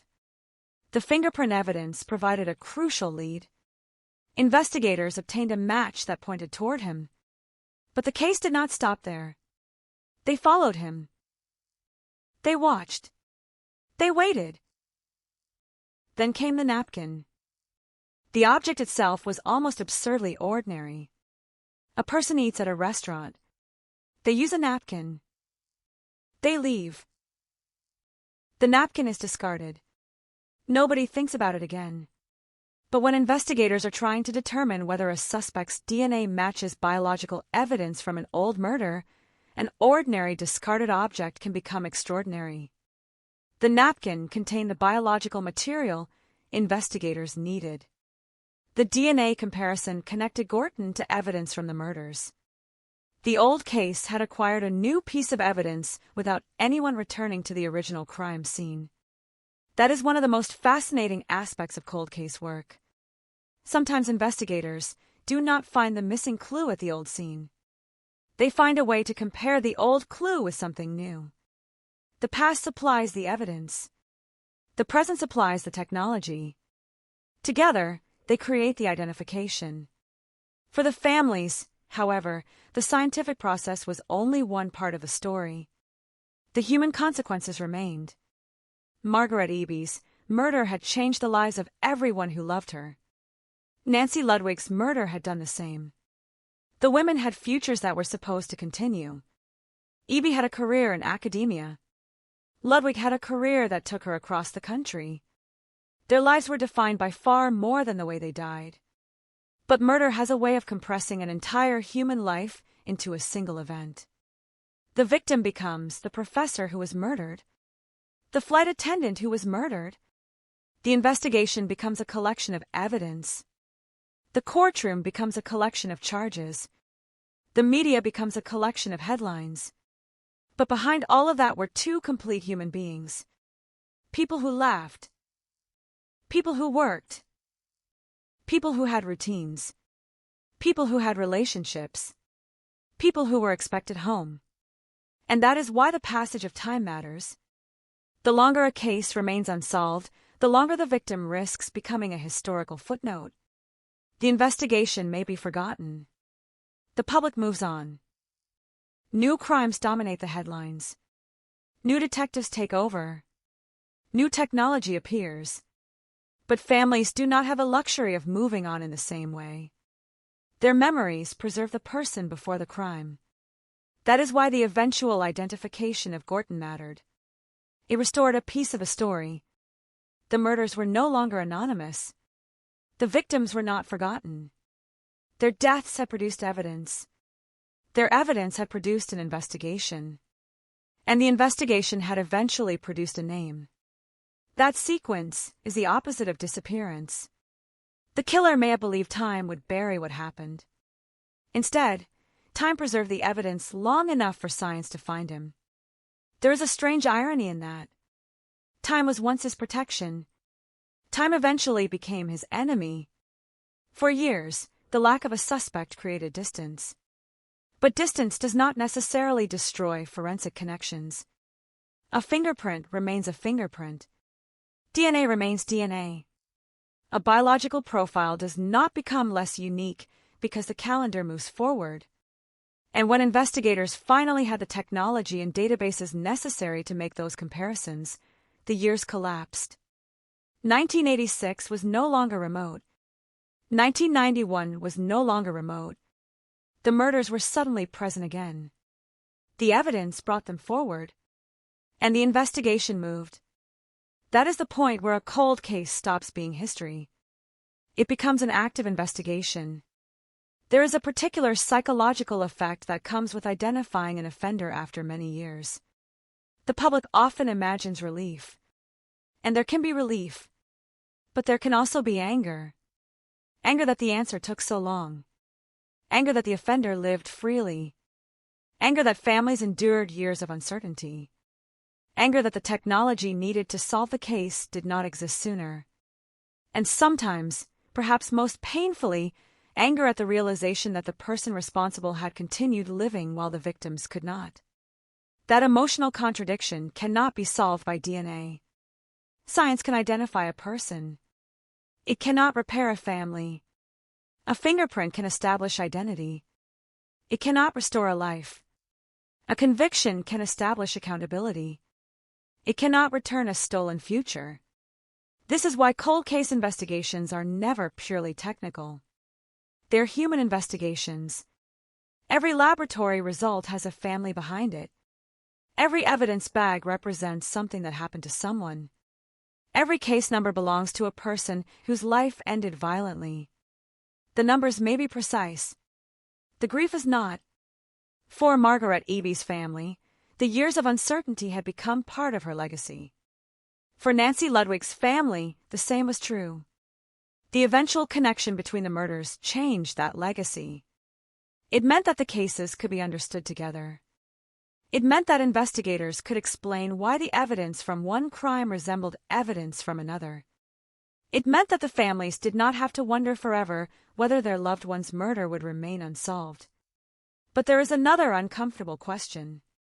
What if the connection had never been recognized? What if the biological evidence had not been compared?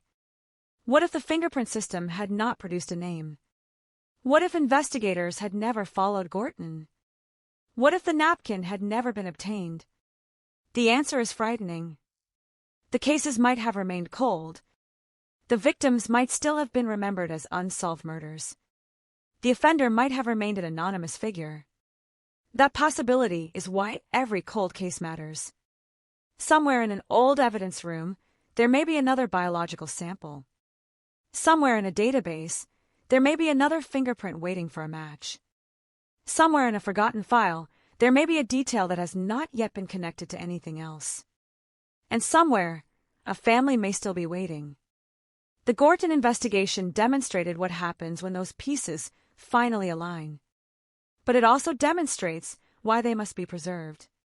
Because evidence has a future.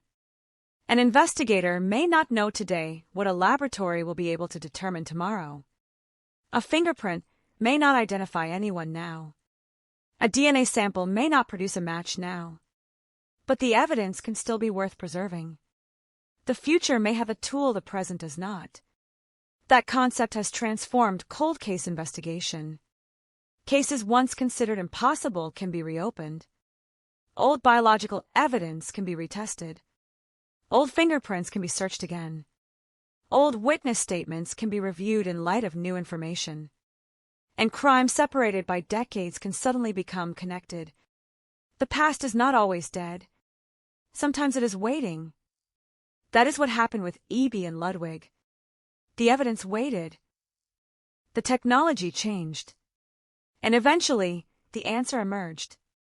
When investigators finally identified Gorton, they did not simply solve two murders. They reconstructed a hidden relationship between two crime scenes. The first crime had produced the biological evidence. The second crime produced another sample. The DNA connected them. The fingerprint pointed toward a person. The napkin confirmed the biological connection. The prosecution followed. The legal record established responsibility. The cases moved from uncertainty to resolution. But there was one final piece that no laboratory could provide: meaning. Why these women? Why these circumstances? Why this violence? Why did the killer stop? Why did he wait? Why did he return? Those questions remain emotionally powerful because humans instinctively search for motives. We want murder to have an explanation that makes sense. We want the offender to fit a recognizable category. We want warning signs. We want a reason. But violence does not always provide one. Sometimes a motive can be established. Sometimes it cannot. And when the motive remains unclear, families are left with an answer that is simultaneously complete and incomplete. They know who. They may never know why. That is one of the cruelest features of murder. The victim is deprived of the opportunity to explain. The family is deprived of the opportunity to ask. The offender may remain the only person who knows every detail. And even when the offender is identified, the full truth may remain fragmented. This is why the evidence matters so much. Evidence does not speculate. It establishes. It can show that two crimes were connected. It can show that a person was present. It can show that biological material came from a particular individual. It can transform suspicion into proof. But it cannot reconstruct every thought. It cannot restore every lost moment. It cannot tell a family exactly what their loved one felt. The investigation therefore stops where the evidence stops. And beyond that boundary lies uncertainty. That uncertainty is not a failure. It is reality. The story of Margaret Eby and Nancy Ludwig contains a complete legal answer. But it does not contain every answer. The crimes are solved. The emotional mystery remains. And perhaps that is why the case continues to resonate. Because the most frightening part is not simply that one man killed two women. It is that for years, nobody knew. Two separate investigations were occurring without knowing they belonged together. Two families were grieving without knowing another family was asking the same questions. Two crime scenes contained evidence from the same offender. And the connection existed before anyone recognized it. The murderer created the connection. Science revealed it. Time preserved it. And persistence uncovered it. That combination is what turned a cold case into a solved case. The story, therefore, ends not with the killer's name, but with the evidence that defeated anonymity. A fingerprint. A biological profile. A napkin. A database. A comparison. A match. A courtroom. That sequence is almost ordinary now. But for these families, it represented years of waiting. And for investigators, it represented the moment when the past finally surrendered its secret. The two murders had been separated by 5 years. But the evidence did not recognize the separation. The killer may have moved forward. The victims could not. The families had to. And the case waited. Until one day, the silence broke. Not with a scream. Not with a confession. Not with a dramatic discovery. But with science. Quietly. Precisely. Irrefutably. The evidence had been there. The truth had been there. And after years of darkness, someone finally knew where to look. The most unsettling part of a cold case is not always the absence of evidence. Sometimes it is the presence of evidence that nobody can yet interpret. A piece of biological material can sit in an evidence locker for years. A fingerprint can remain preserved on a photograph or card. A name can exist somewhere in a database without ever being connected to the crime that needs it. The evidence is there. The answer is there. But the bridge between them does not yet exist. For the murders of Margaret Eby and Nancy Ludwig, that bridge eventually appeared. It began with the realization that the two crimes were not isolated. That realization changed the meaning of every detail. Before the connection, investigators were looking at one murdered woman in Flint and another murdered woman near Detroit. After the connection, they were looking for a single offender whose behavior had crossed time and geography. That is a completely different investigation.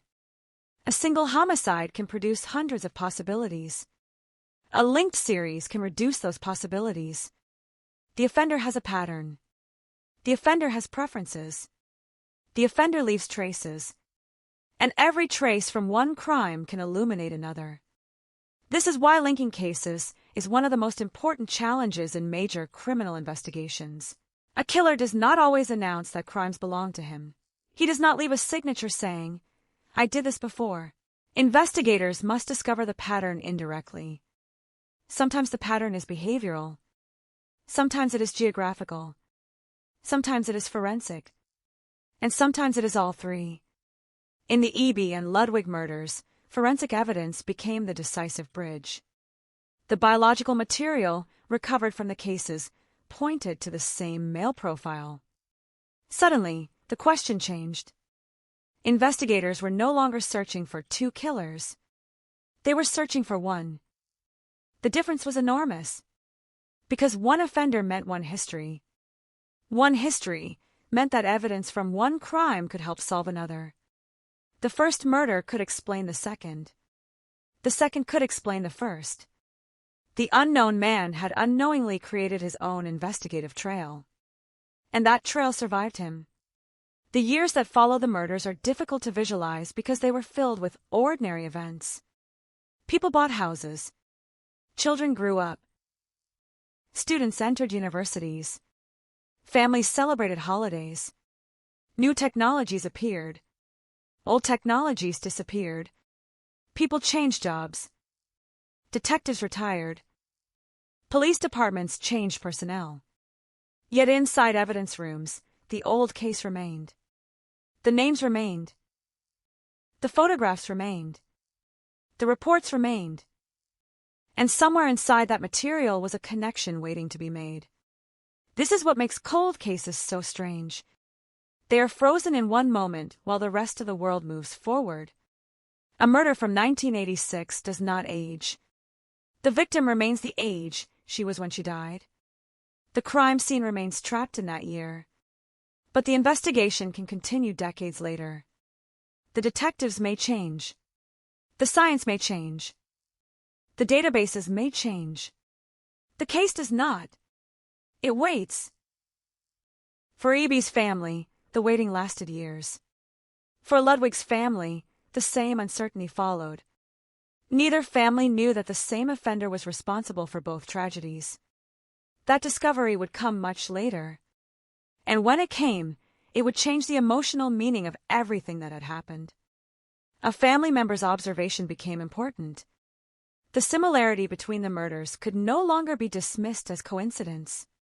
The evidence was examined. The biological material was compared.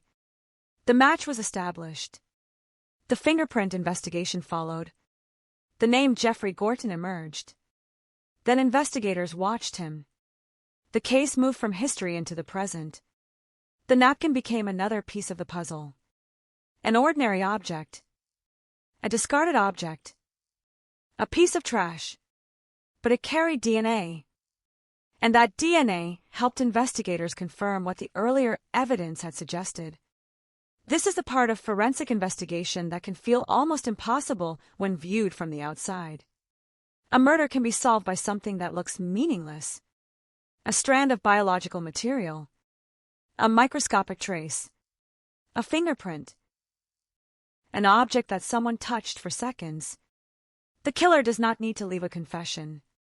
He only needs to leave enough evidence for future technology to recognize him. And Gorton had apparently done exactly that. He left evidence in the 1986 investigation. He left evidence in the 1991 investigation. And the investigators eventually found a way to connect those traces. The evidence became stronger because it was independent. The cases were not connected merely by a theory. They were connected scientifically. That is what made the investigation decisive. And yet, once the name was known, another disturbing reality emerged. Gorton had not disappeared after the murders. He had continued living. The world did not know. That fact is one of the hardest things for families to process. A person can be living a normal life while another family is living inside the aftermath of violence. The offender may eat breakfast, go to work, talk to friends, attend family gatherings, drive down the same streets, while somewhere else, a mother looks at an old photograph of her daughter and asks why. That contrast is one of the defining horrors of unsolved murder. The victim's life stops. The offender's life continues. Until the day investigators catch up. For Gorton, that day came in 2002. The arrest transformed his status from an ordinary citizen into a defendant connected to 2 murders. The years of anonymity were over. But the families had already paid the price of those years. No arrest can give them that time back. No sentence can restore what was lost. The justice system can punish. It cannot reverse. That is why the word closure should be used carefully. Closure suggests an ending. But grief does not always end when a case is solved. Sometimes the truth simply gives grief a different shape.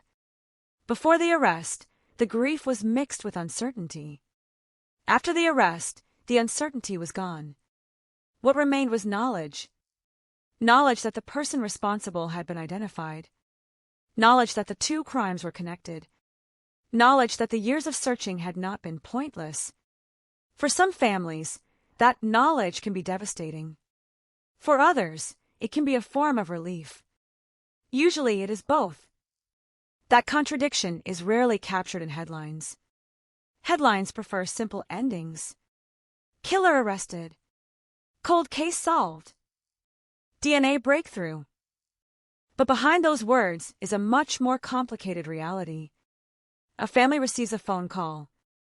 A name is spoken. A case file is reopened. Old photographs are examined again. People who had tried to move forward are forced to look backward.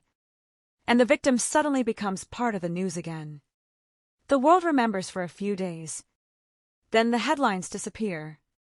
The family continues. That is the part that does not make the newspaper. The years afterward. The anniversaries. The photographs. The memories. The silence. The knowledge that justice arrived but much too late. There is another dimension to the case that deserves attention. The investigation demonstrates the importance of information sharing. If 2 murders are treated as completely separate events, investigators may miss the possibility that they are connected. The first case may contain evidence that becomes meaningful only after the second crime occurs. The second case may contain evidence that explains the first. That is why databases and interagency cooperation became so important in modern criminal investigation. The E.B. and Ludwig murders were separated by location and time. But once their forensic evidence was compared, the separation became meaningless. The biological evidence created the connection. That connection created the suspect. The suspect created the need for confirmation. And confirmation came through additional evidence. It was a chain. Break one link, and the investigation might have remained unresolved. The strength of the case came from the fact that several different forms of evidence pointed toward the same conclusion. This is how major cold cases are often solved. Not through one magical clue. Through accumulation. 1 clue becomes 2. 2 become 3. 3 become a pattern. And the pattern becomes a case. That process can take years. Sometimes decades. But once enough pieces are assembled, the original mystery can collapse very quickly. For investigators following Gorton, the timeline changed rapidly after the identification. A man who had been outside the investigation suddenly became its center. The old evidence was re-examined. The biological samples were compared. The fingerprint evidence was reviewed. The surveillance operation provided an opportunity to obtain fresh DNA. The napkin supplied that DNA. The laboratory comparison confirmed the link. The legal process followed. The years of uncertainty were suddenly transformed into a criminal prosecution. The transformation must have been extraordinary for investigators who had spent years with the case. Imagine holding an old file for more than a decade. The photographs have faded. The paperwork has aged. The original detectives may have moved on. Then one day, a new result arrives. A match. A name. A suspect. Suddenly the case is alive again. This is why detectives who work cold cases often describe them as unfinished rather than dead. A dead case suggests there is nothing left to discover. An unfinished case suggests the opposite. There may be something left. A connection. A test. A database search. A witness. A new forensic method. The question is whether anyone will find it. The Eby and Ludwig investigation proves that the answer can sometimes be yes. And that matters beyond these two murders. Every cold case carries the possibility that future technology will reveal something the past could not. The investigators who originally worked the case may never know how their evidence will eventually be used. They may collect a sample because protocol requires it. They may photograph a fingerprint because it might matter.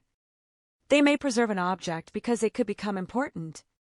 Years later, another investigator may open the same file and discover that the seemingly ordinary evidence is now valuable.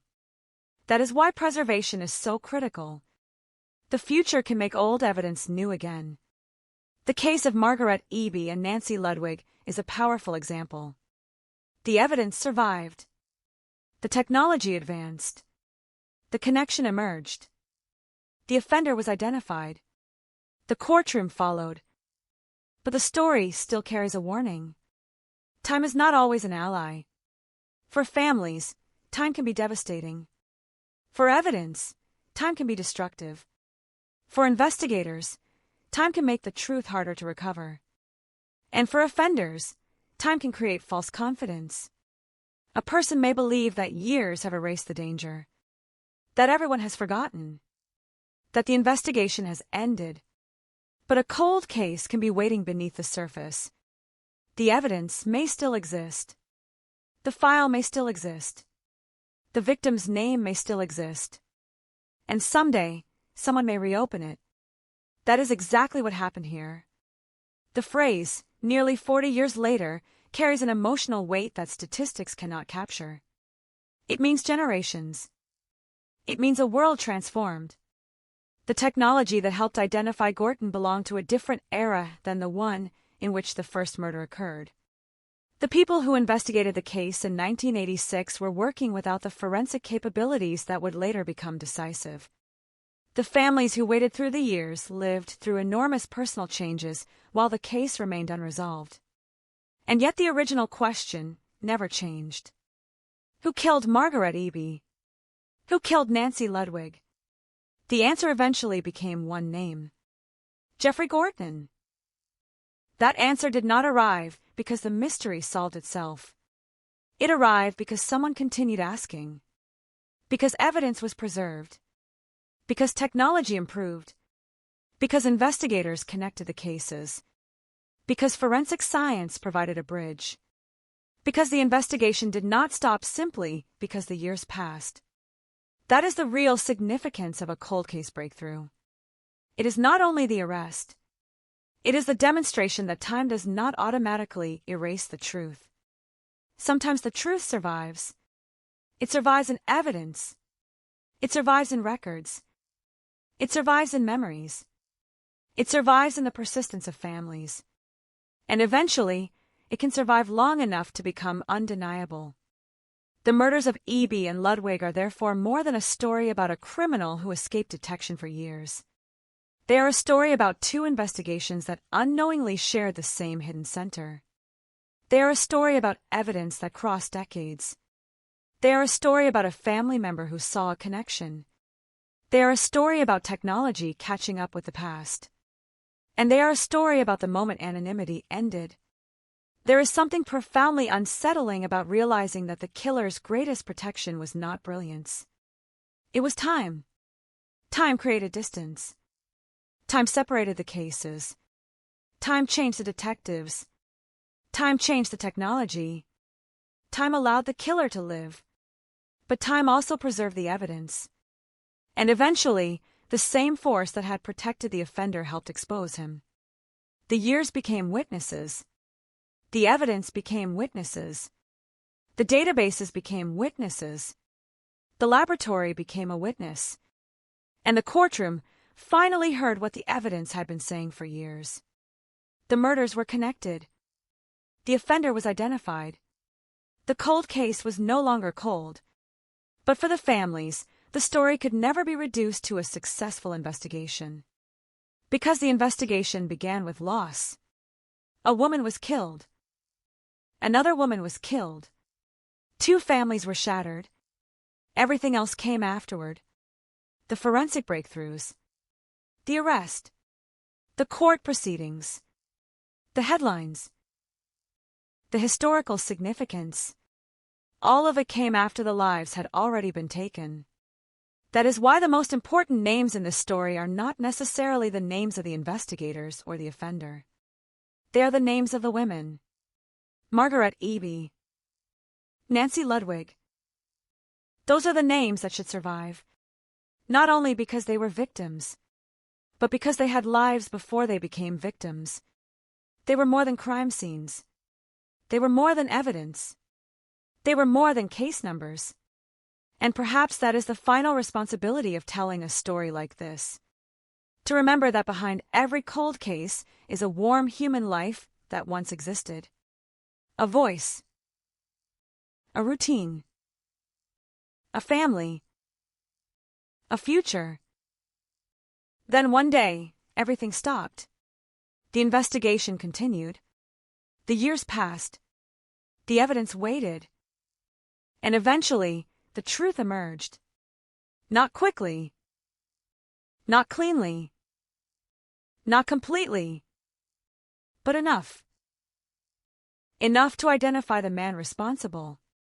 Enough to connect the murders. Enough to give 2 families an answer that had once seemed impossible. And enough to prove that a case can remain silent for years without ever truly disappearing. Because somewhere inside an old evidence file, the past may still be speaking. And sometimes, decades later, someone finally hears it.